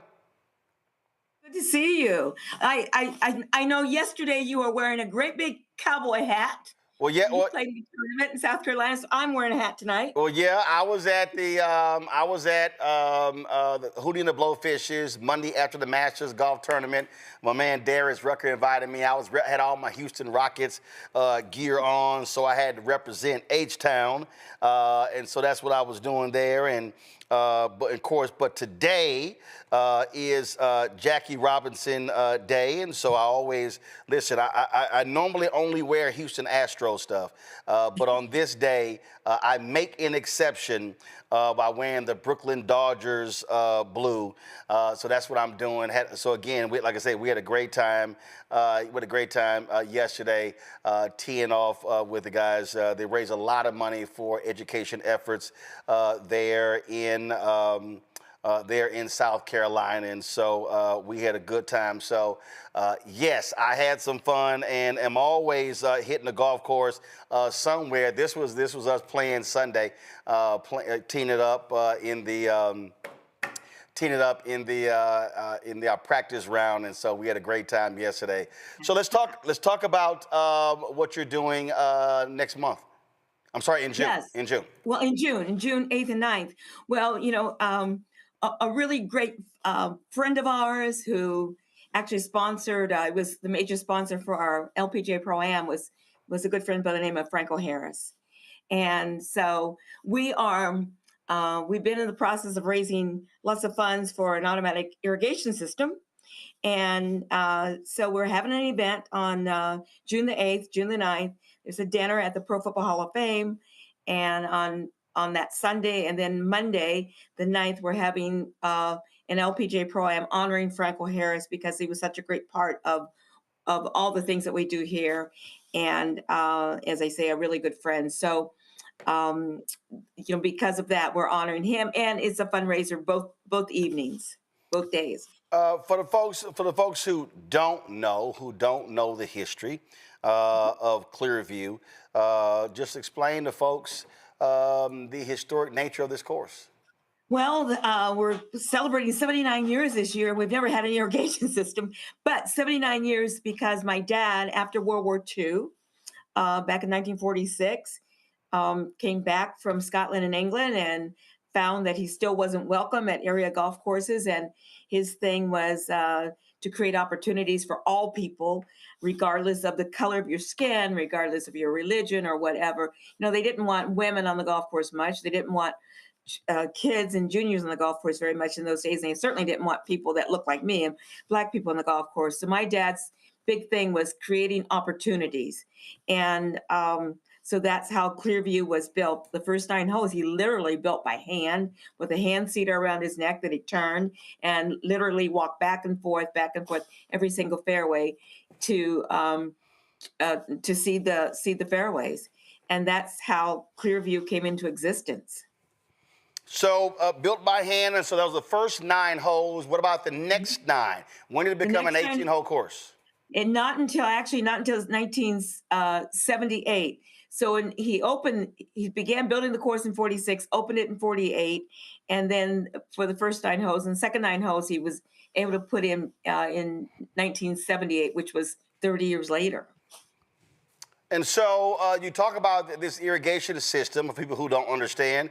Right. If you don't have water going to all parts of the course, it's going to be a problem keeping it in shape. You're right. And the thing was that we have sort of antiquated irrigation where we had to drag hoses from green to green. And the greens are big. When Daddy built the course, his thing was he was only going to build 9 holes, and he made the greens very large based off of some of the greens that he saw in Scotland. And they were for different pin positions. So when we put the hoses out, we have to water the greens. It's 4 different pin positions, and it takes an hour each time. So every green takes 4 hours to water, but we can water 9 greens at a time. But now it was so dry last year and so hot. We said that there's something we needed to do. We needed to make a change somehow, some way, find a way to get an irrigation system in. And so that's what we're working on now. And they're working on it. And we're doing lots and lots of fundraisers and making contacts with lots of people. So you and your brother Talk about how do y'all still keep this going? Who does it? Go ahead. Yeah, so I mean, because of the fact that it's, it's pretty incredible. I mean, Clearview is now the National Registry of Historic Places, one of a very handful of golf courses out of the roughly 16,000. My brother has been the golf course superintendent for years and years. I came back to be the head golf professional, so the two of us work together. He knows everything on the golf course as far as maintenance, and I help to put together different things. And as a golf professional, I do a lot of teaching. We do programs for military veterans. We do programs for kids, for seniors, and then events and fundraising events, because it's the Clearview Legacy Foundation for Education, Preservation, and Turfgrass Research, and we're a 501c3 tax-exempt charitable foundation. So, if folks want to support, obviously they get a tax write-off by doing so. How long is the course? The course is 6,700 yards, and from the backs, and the front 9 is a nice walkable 9. The back 9 is not as walkable. Well, it is. I mean, you can get good exercise really. And there's 4 sets of tees on all the tees. I'm trying to think. I think I played there twice. I think the OJs had their golf tournament there. I played there, and let me say, listen, if there's anything people need to understand, golfers will tolerate decent tee boxes. They'll tolerate decent fairways, but if you got some jacked up greens, it will get added to. And I have no problem saying this here. The greens at Clearview were absolutely impeccable. And again, I played golf courses all around the world, and I was like, yo, brother be handling his business with those greens. Yeah, he babysits those greens. So and you know what? I think that's the golf course and the greens helped me when I went out on tour, actually. Yeah, because bottom line is you got those fast greens on tour. This is some video here of your father driving a golf cart. There was a story that was done on him. And again, a legendary figure. And I don't think people really understand the racism that he had to deal with, but also the racism that you had to deal with when you were on the LPGA tour. Oh my gosh, you're right. So, I came along 20 years later after Daddy had built the golf course, playing on the tour. And I used to get threat letters on my life, and I'm like, I'm in my own country. All I'm doing is trying to hit this little golf ball. Back then, all the golf balls were white. Now we have yellow and pink and green. But trying to hit this little golf ball and not bothering anybody else. But, it was because I first went on tour back in the late 60s. And so there were a lot of things that were not very pleasant. Absolutely, absolutely. And so lots going on. So tell us about this golf tournament next month. I'm sorry, in June. Okay, so it's foursomes, plus there is a celebrity athlete with each group. I was talking to, since you're on baseball right now, I was talking to Reggie Jackson last night. And so Reggie is planning on coming to that because he and Franco Harris were very, very close friends. He's going to let me know, whether he can be there 1 or 2 days or both days. But also Cheyenne Woods, who played on the LPGA tour after me. Cheyenne is, as most people know, is the niece of Tiger. Dr. Clark Kellogg, who is a basketball person, and Jerome Bettis, who, even though he is, we're Cleveland Browns fans here, but of course Franco was a Steeler, and so was Jerome Bettis. So it's going to be a fun event. As I said, the first night, on Sunday night, we're having an event that's going to be at the Pro Football Hall of Fame, and where we'll be able to honor Franco there, and also the next day at the golf course for the Pro-Am. So go ahead. I was going to say, if you go on our website, which is clearviewgolfclub.com, all the information is on there as to how one can sponsor, various sponsorships, and talks about the evening before and the day, the Pro-Am day. Questions from our panel. Let's see. I don't know. Any of y'all play golf? Larry, Joe, or Mustafa? I messed with it a little bit, but I started kind of late, so I just never had that like I swing. said, the question was, do any of y'all play golf? When somebody says, I kind of mess with it, that means you do not play golf. Go ahead, Joe. But he's got golf clubs, obviously. I got some beautiful golf clubs. They're shiny and sweet. Which mean they collect dust in the garage. Do you have all the wrappings off of them? Actually, the wrappings are off. I will say that. And it probably ain't a speck of dirt on those golf clubs. See, Roland, now you're wrong. But in any event, you know I'm right. So I'd be interested in your thoughts, because what you're doing is so historic and it's multi-generational, starting with your father. How do you feel about the state of golf and the state of being having young people and young Black people involved in golf today? How do you feel about that? We just saw the Masters happen, right? They unveiled a mural that speaks to the greatness of Black caddies, which often, including for Jack Nicklaus, which people often didn't realize or didn't want to realize and tried to act like it was something other than what it was. Tell me about your thoughts about how far we've come as you see it today. Well, it's great to see more and more young people playing the game of golf. There are programs. The LPGA does an LPGA USDA Girls Golf Club program. The first tee was started, back in the 90s, and I was involved with helping to put together the curriculum and programming, and so it's changed a little bit. It was developed for purposes for those who did not have access, and it's changed a little bit. But where I think golf needs to be a little bit more is we need to have more Black people in upper management in our industry, which we don't have as much as I think we should and could. But seeing more young people get involved and the one sad thing is that the LPGA this year is celebrating 75 years. And over those 75 years, there have only been 8 Black females to play on the LPGA tour. Well, that's not very many in 75 years.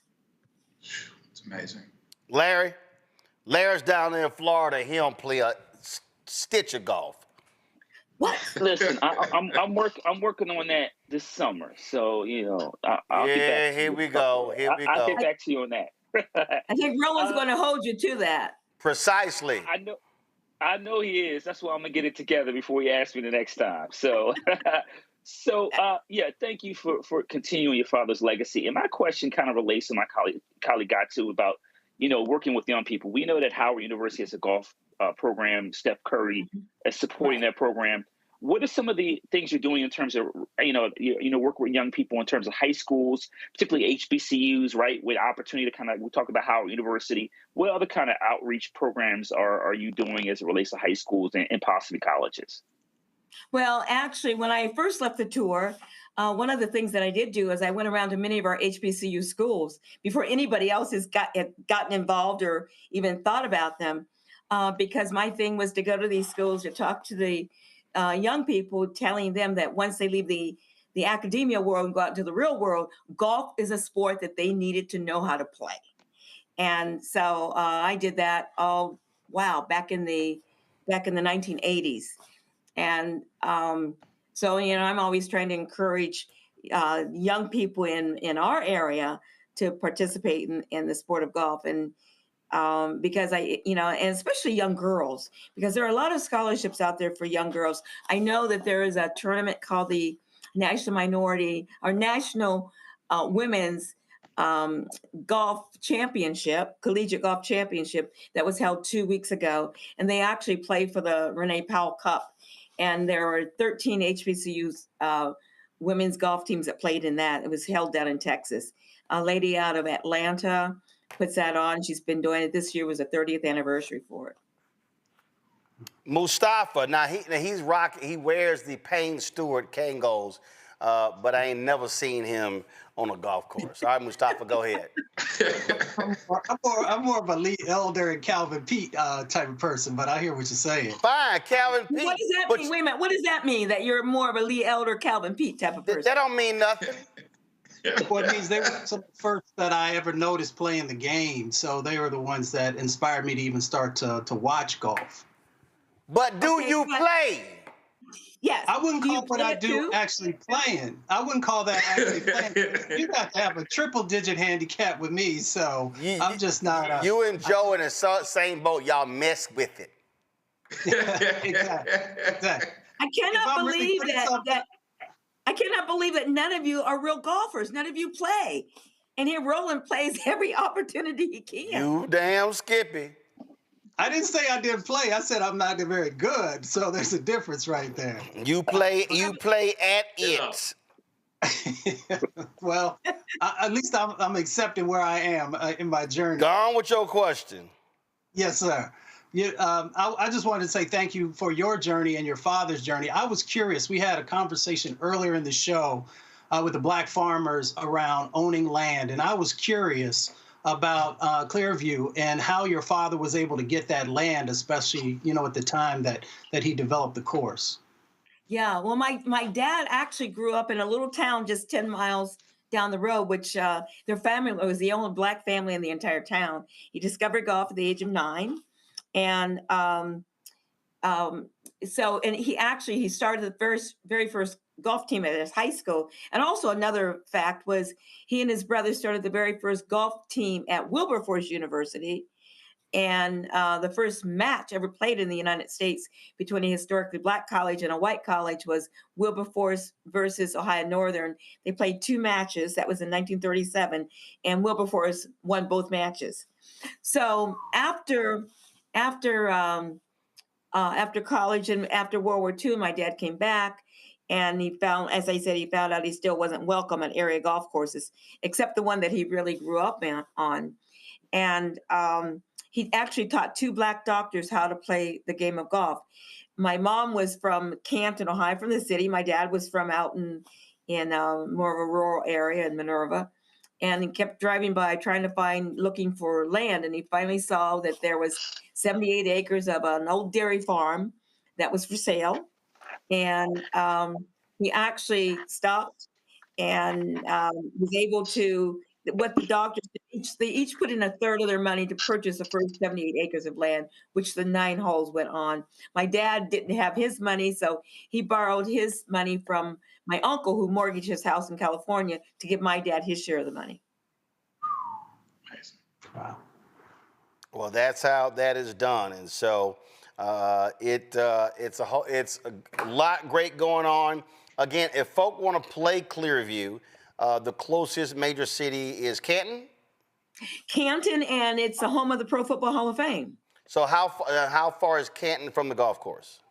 7 miles actually. Oh, see, that's not far. Yeah, we're in East Canton. Got it. We're just, yeah. Got it. We're just outside of. So let everybody again know.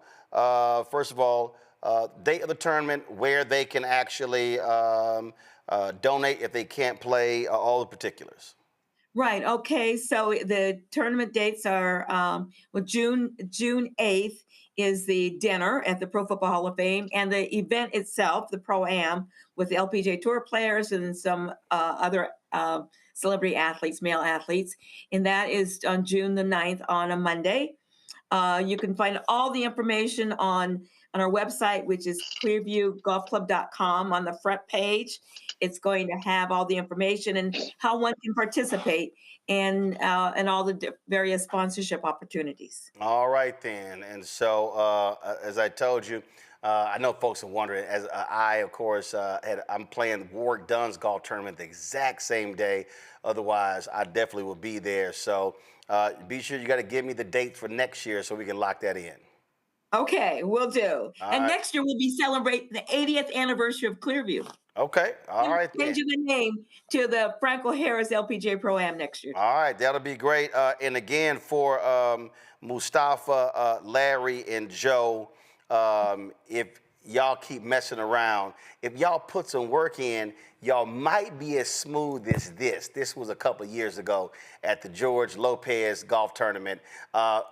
This is what happens if y'all put the work in. Your golf swing might be as smooth as this, but just saying. Just saying. The problem with that, though, Roland, is that if I'm out there with you I'm distracted because I'm looking at that hat. Well, that means you can't play. I can't believe your swing, how smooth your swing is with that hat on. Well, see, that's what happens. That's what happens when you have proper rotation around your spine. The hat don't matter. See, see. Of course, Joe probably would hit himself in the head if he had one of those foam. If he had one of those foam hats. And this, of course, that White Witch in Jamaica. So, Joe, I'll help you with this one. So, if you look at, I'm telling y'all need to get on that range and y'all need to work at it, because that's just silky smooth. All right, we got to bounce. Renee, I appreciate it. Thanks a bunch. Okay, thank you, Roland. Thanks so much. All right, folks, we come back. I got a few words to say on today, Jackie Robinson Day, in Major League Baseball. Jackie Robinson and DEI. We'll be right back. This week on the other side of change. We're going to examine how foreign policy impacts domestic policy and how domestic policy impacts foreign policy. We are all intertwined, and we're going to have Hannah Reid help us break down that topic. We should not want our country to be the big bad wolf of the globe, because that puts us in a really vulnerable position safety-wise as well. Only on the other side of change on the Black Star Network. How you doing? My name is Mark Carey, and you're watching Roland Martin Unfiltered. Deep into it, like pasteurized milk without the 2%. We getting deep. You want to turn that shit off? We're doing an interview, motherfucker.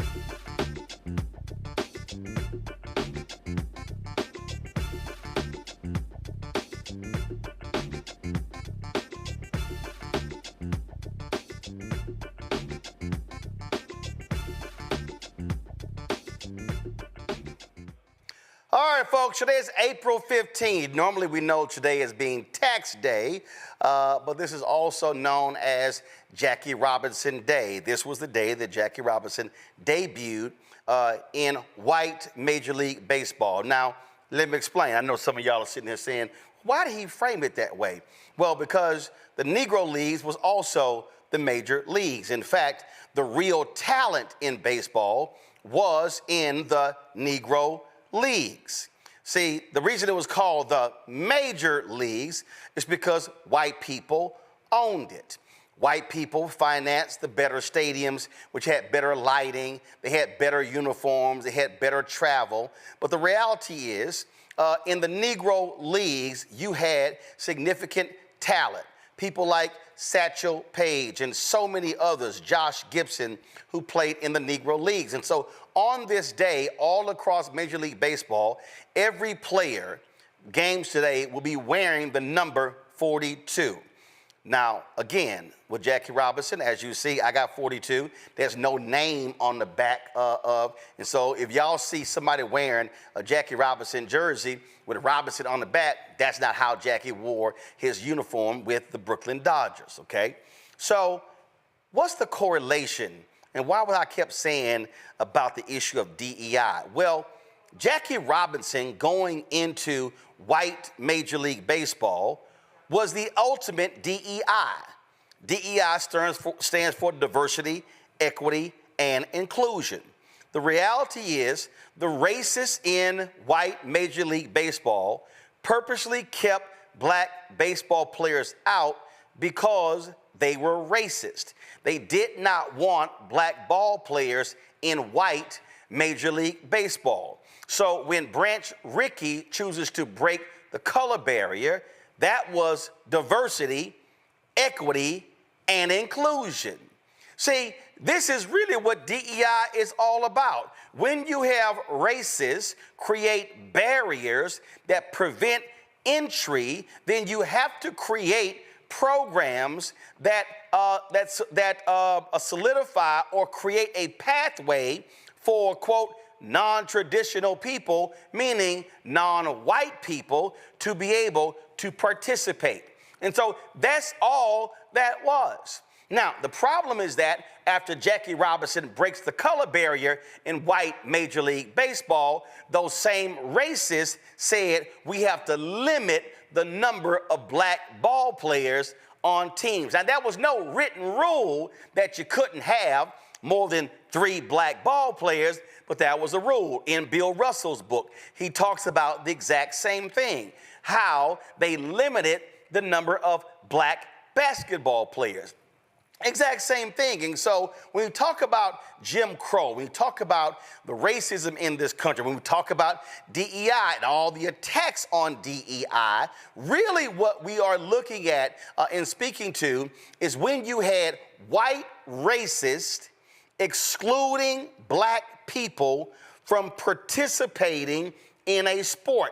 Let me say it again. This was white racists denying economic opportunities for black people from being able to showcase their talent. Let me unpack that further. This was white racists not believing in merit, but saying we believe in white privilege, where we provide opportunities just for white men to play baseball and no one else. Let me unpack that further for somebody who still is not quite understanding what I'm talking about. Here we had white men deciding that they were so scared of fragile white men losing their jobs that they created an artificial situation to where these fragile white men were able to thrive and play in white Major League Baseball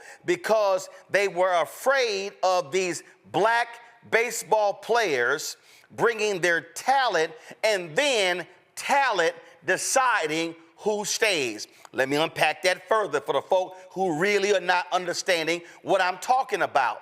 If white folk really felt that merit was so valuable, if white people really believed in meritocracy, then there would be no need for DEI programs. There would be no need for affirmative action programs. There would be no need for you to have to create special recruitment inducements and things along those lines, because you would be doing the right thing. In fact, they're not doing the right thing, they're doing the white thing. That's why it even exists. The reason you have these Office of Civil Rights, and the reason you have these DEI officers, and the reason you have all of these measurements that lay out why you have to have DEI, because white folk refuse to do the right thing, and they keep doing the white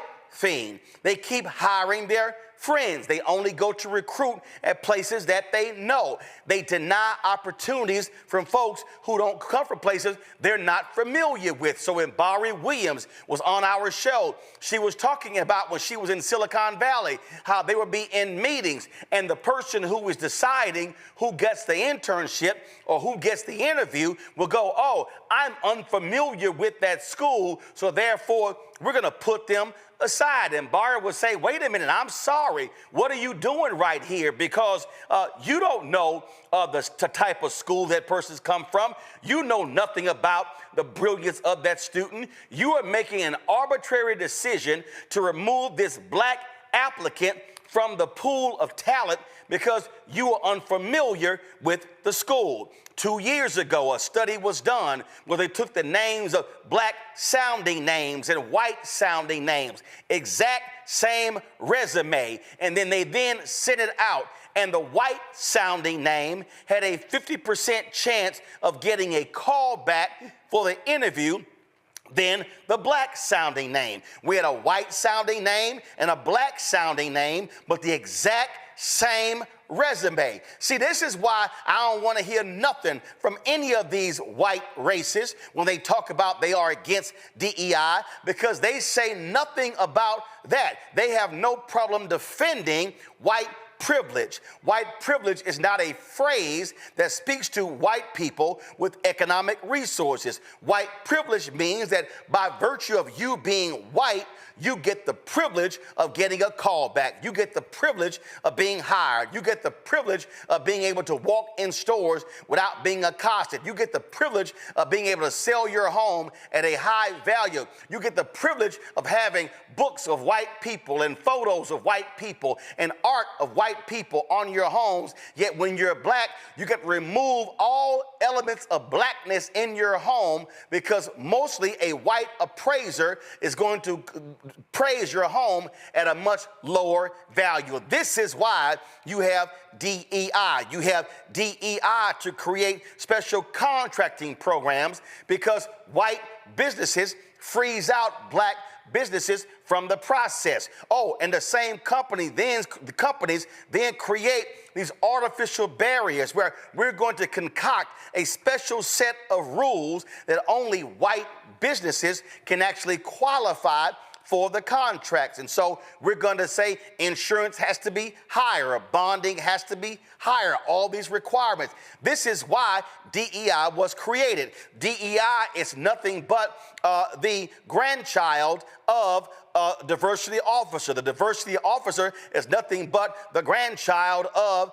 the community affairs officer. The community affairs officer was created in the aftermath of affirmative action. Of course, it took place under Arthur Fletcher and President Richard Nixon, and that simply followed President Lyndon Baines Johnson going to Howard University talking about the need to have affirmative action required. We are where we are today because of DEI, because of white exclusion from the process.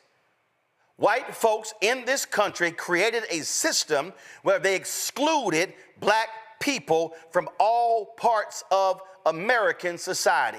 Black people could not tap grants. Black people could not buy houses. Black people could not buy car loans.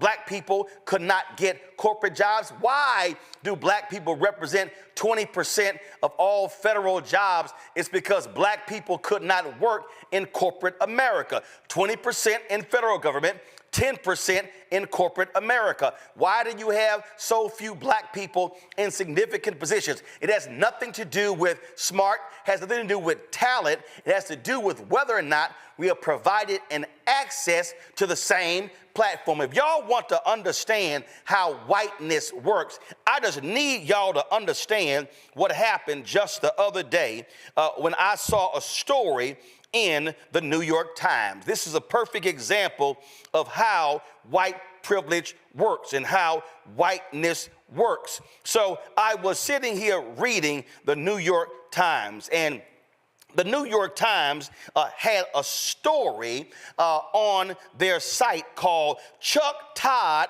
Wants You to Meet the Pods." And it says, after leaving NBC News in January, the former Meet the Press moderator is starting a new chapter as a media entrepreneur. And I saw that and I was kind of like, wow, that's interesting. So it allowed me to read further. And so I then began to scroll down. And in the article by Benjamin Mullen, who is the media reporter for the New York Times, he begins to describe the life of Chuck Todd. And he is going down, and he said, after leaving the corporate home of Meet the Press in January, Mr. Todd is embarking on a career as a media entrepreneur. He has a podcast and a YouTube channel and plans to hire other hosts for a podcast and video network focused on politics and culture. He also said he was working with an advisor from a major financial firm to build or acquire a company focused on community news. They begin to talk about how he's adjusting and all of these different things and talking about what he's working on. And Mr. Todd's business plan calls for a constellation of local sites owned by their communities, blah, blah, blah, blah, blah. Mr. Todd and the bank he is working with are eyeing a purchase that could cost up to $2 billion. He declined to say whether he had lined up any backers or specify the company they were looking at, but he ruled out major newspaper publishers. Now, I saw that article and I said, my God, it's amazing the things that Chuck Todd is doing. So then I went over to YouTube, and then when I went over to YouTube, I said, well, man, Chuck Todd has got to be killing this thing on YouTube, because they are describing Chuck Todd as being a media force, a media entrepreneur. And I just sat there and said, man, he must be killing that thing. Well, the day I saw the article, I said, wow, it said to me that Chuck Todd had 2,100 subscribers on his YouTube channel. No, I'm sorry. I didn't say Chuck Todd had 2.1 million. I didn't say Chuck Todd had 210,000. I didn't say Chuck Todd had 21,000. They said Chuck Todd had 2,100 YouTube subscribers. Well, today, this is just 3 days later, he now has 8,200, 8.28. And I sat there and I said, my God, he's tripled his numbers, quadrupled his numbers in 3 days. He's gone from 2,100 to 8,200. Now, some of y'all may say, Roland, I don't understand. Why are you sitting here bringing this up? Because in 6.5 years, the New York Times has, matter of fact, I take that back. The New York Times did call us when Ben Smith was the media reporter, when they were working on the Carlos Watson article, but they never called us to do a story on how I built Roland Martin Unfiltered from the ground up to now have almost 2 million subscribers, how we've been profitable for 5 years, and how I built a network called the Black Star Network that has, oh, I'm sorry, let me go back to that Chuck Todd story, because the Chuck Todd story said that Chuck Todd is working, they said Chuck Todd was working on launching that's here, right here. He said Chuck Todd plans to hire other hosts for a podcast and video network focused on politics and culture. Oh, do you mean like having Reverend Dr. Jackie Hood Martin have her show fulfilled? Do you mean like having Greg Carr having his show, The Black Table? Do you mean Bria Baker and Jameer Burley having their show, The Other Side of Change? Do you mean when we had Stephanie Humphrey's show called The Pivot, when we had other shows that on the network? Do you mean that the business show we are launching right now? Do you mean that the health show we are launching right now? Oh, I'm sorry, the New York Times, Benjamin Mullen, has never called me about this. Now, if you're a media reporter, you can't say you didn't know, because Steve Bottiglio with the LA Times, the media reporter, did a big story on us last year, laying out what we are doing. I see some of y'all might be saying, Roland, I still don't understand the point. The point I'm making is it is white privilege when you are a white media voice and you get a large story in the New York Times when you have launched a podcast that has only generated 2,100 subscribers, and they laying out a story where you are talking about acquiring a company upwards of $2 billion when there's nothing in your history that shows you've ever owned or run anything. We call that white privilege.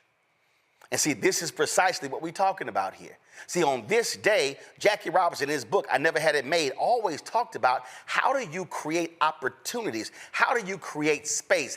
Jackie Robinson said in his own words that if there is one black person who is not free to move and operate the way they should, then I have not made it. Jackie Robinson didn't say, oh, I'm one of the special ones. I'm one of the ones they chose to be able to have riches and being able to go places and do things. He said, no, if any one of my brothers and sisters is not able to be able to work and live where they want, I never had it made. So don't say I made Same Jackie Robinson, who white America loves to praise as a patriot, is the same Jackie Robinson who said, I'm not standing for the Star-Spangled Banner and I'm not saluting the Pledge of Allegiance, because you can't stand here and tell me that I need to stand for the national anthem and salute the Pledge of Allegiance when you are violently racist against me and my people. Same Jackie Robinson. The same Jackie Robinson, days before he died, y'all can pull it up on YouTube, when he was honored at a baseball game. He died a few days later, Jackie Robinson, who stood there and said, I can't wait for the day when I look down that line and see a black coach at third base. Why is that? Because, see, you are a black coach, you can go on and coach over there on first base, but see, that third base coach is the one who's next to get hired as a manager. Even in his final days, Jackie Robinson died, I think, at the age of 56. He had diabetes for quite some time, died of a heart attack, the stress and all that in his life. Jackie Robinson was still forcing Major League Baseball to change. Here I was at the golf tournament. At Hoot and the Blowfish, and I was talking to Tony Womack, former Major League Baseball player. When Tony Womack played, 40% of Major League Baseball was black. Today is 6%. Okay, I'm going to repeat that for the folk who didn't hear me. When Tony Womack said he came into the game of baseball, it was 40% black. Today is 6%. Now you might say, well, I don't know what the big deal is. Well, the big deal is baseball has the strongest union, has the best contracts. You got baseball players who are signing $500 million contracts. So that means that when black men are being frozen out of Major League Baseball, when you're not creating opportunities for black men in Major League Baseball, you're freezing them out of the riches of Major League Baseball. And then if they don't get in as baseball players, you damn sure not going to get in as scouts and managers and general managers.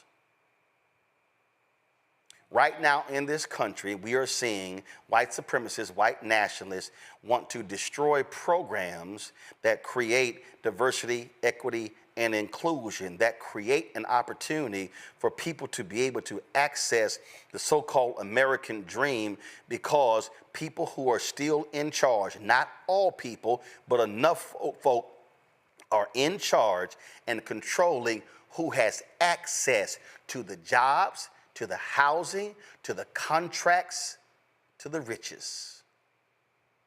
And the reality is, on the face, yes, things have changed since Jackie Robinson played his first inning on April 15th, 1947. The reality is, on April 15th, 2025, we are still dealing with the grandchildren of Jim Crow.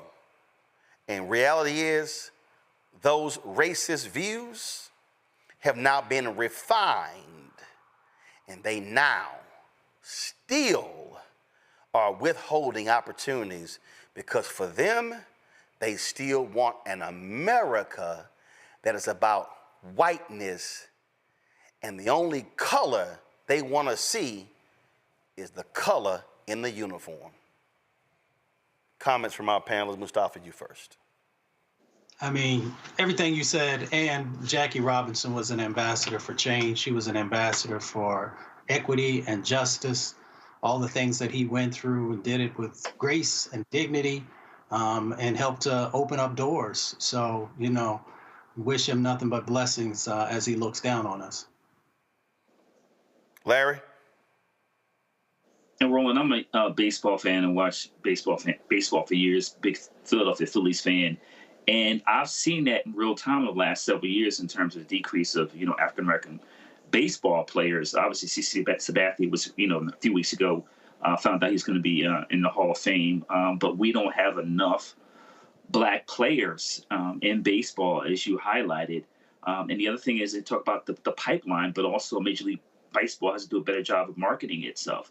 But as we recognize, Jackie Robinson's historic role in, baseball, also remember all the Black players who never got an opportunity. We could go on and on about the list of those individuals who played during his time, and for Jackie Robinson, that were phenomenal players who never got the opportunity. Lastly, I want to say, I've said this on your show before, these anti-DE policies are really pro-Jim Crow policies. So it's really important that we think about that. Joe?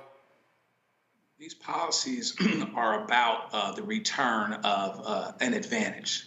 It's not about making us colorblind and fair. It's about us going back to where we were. For so long, and I've said this before, white folks have had the force of tradition, the force of privilege, the force of relationships.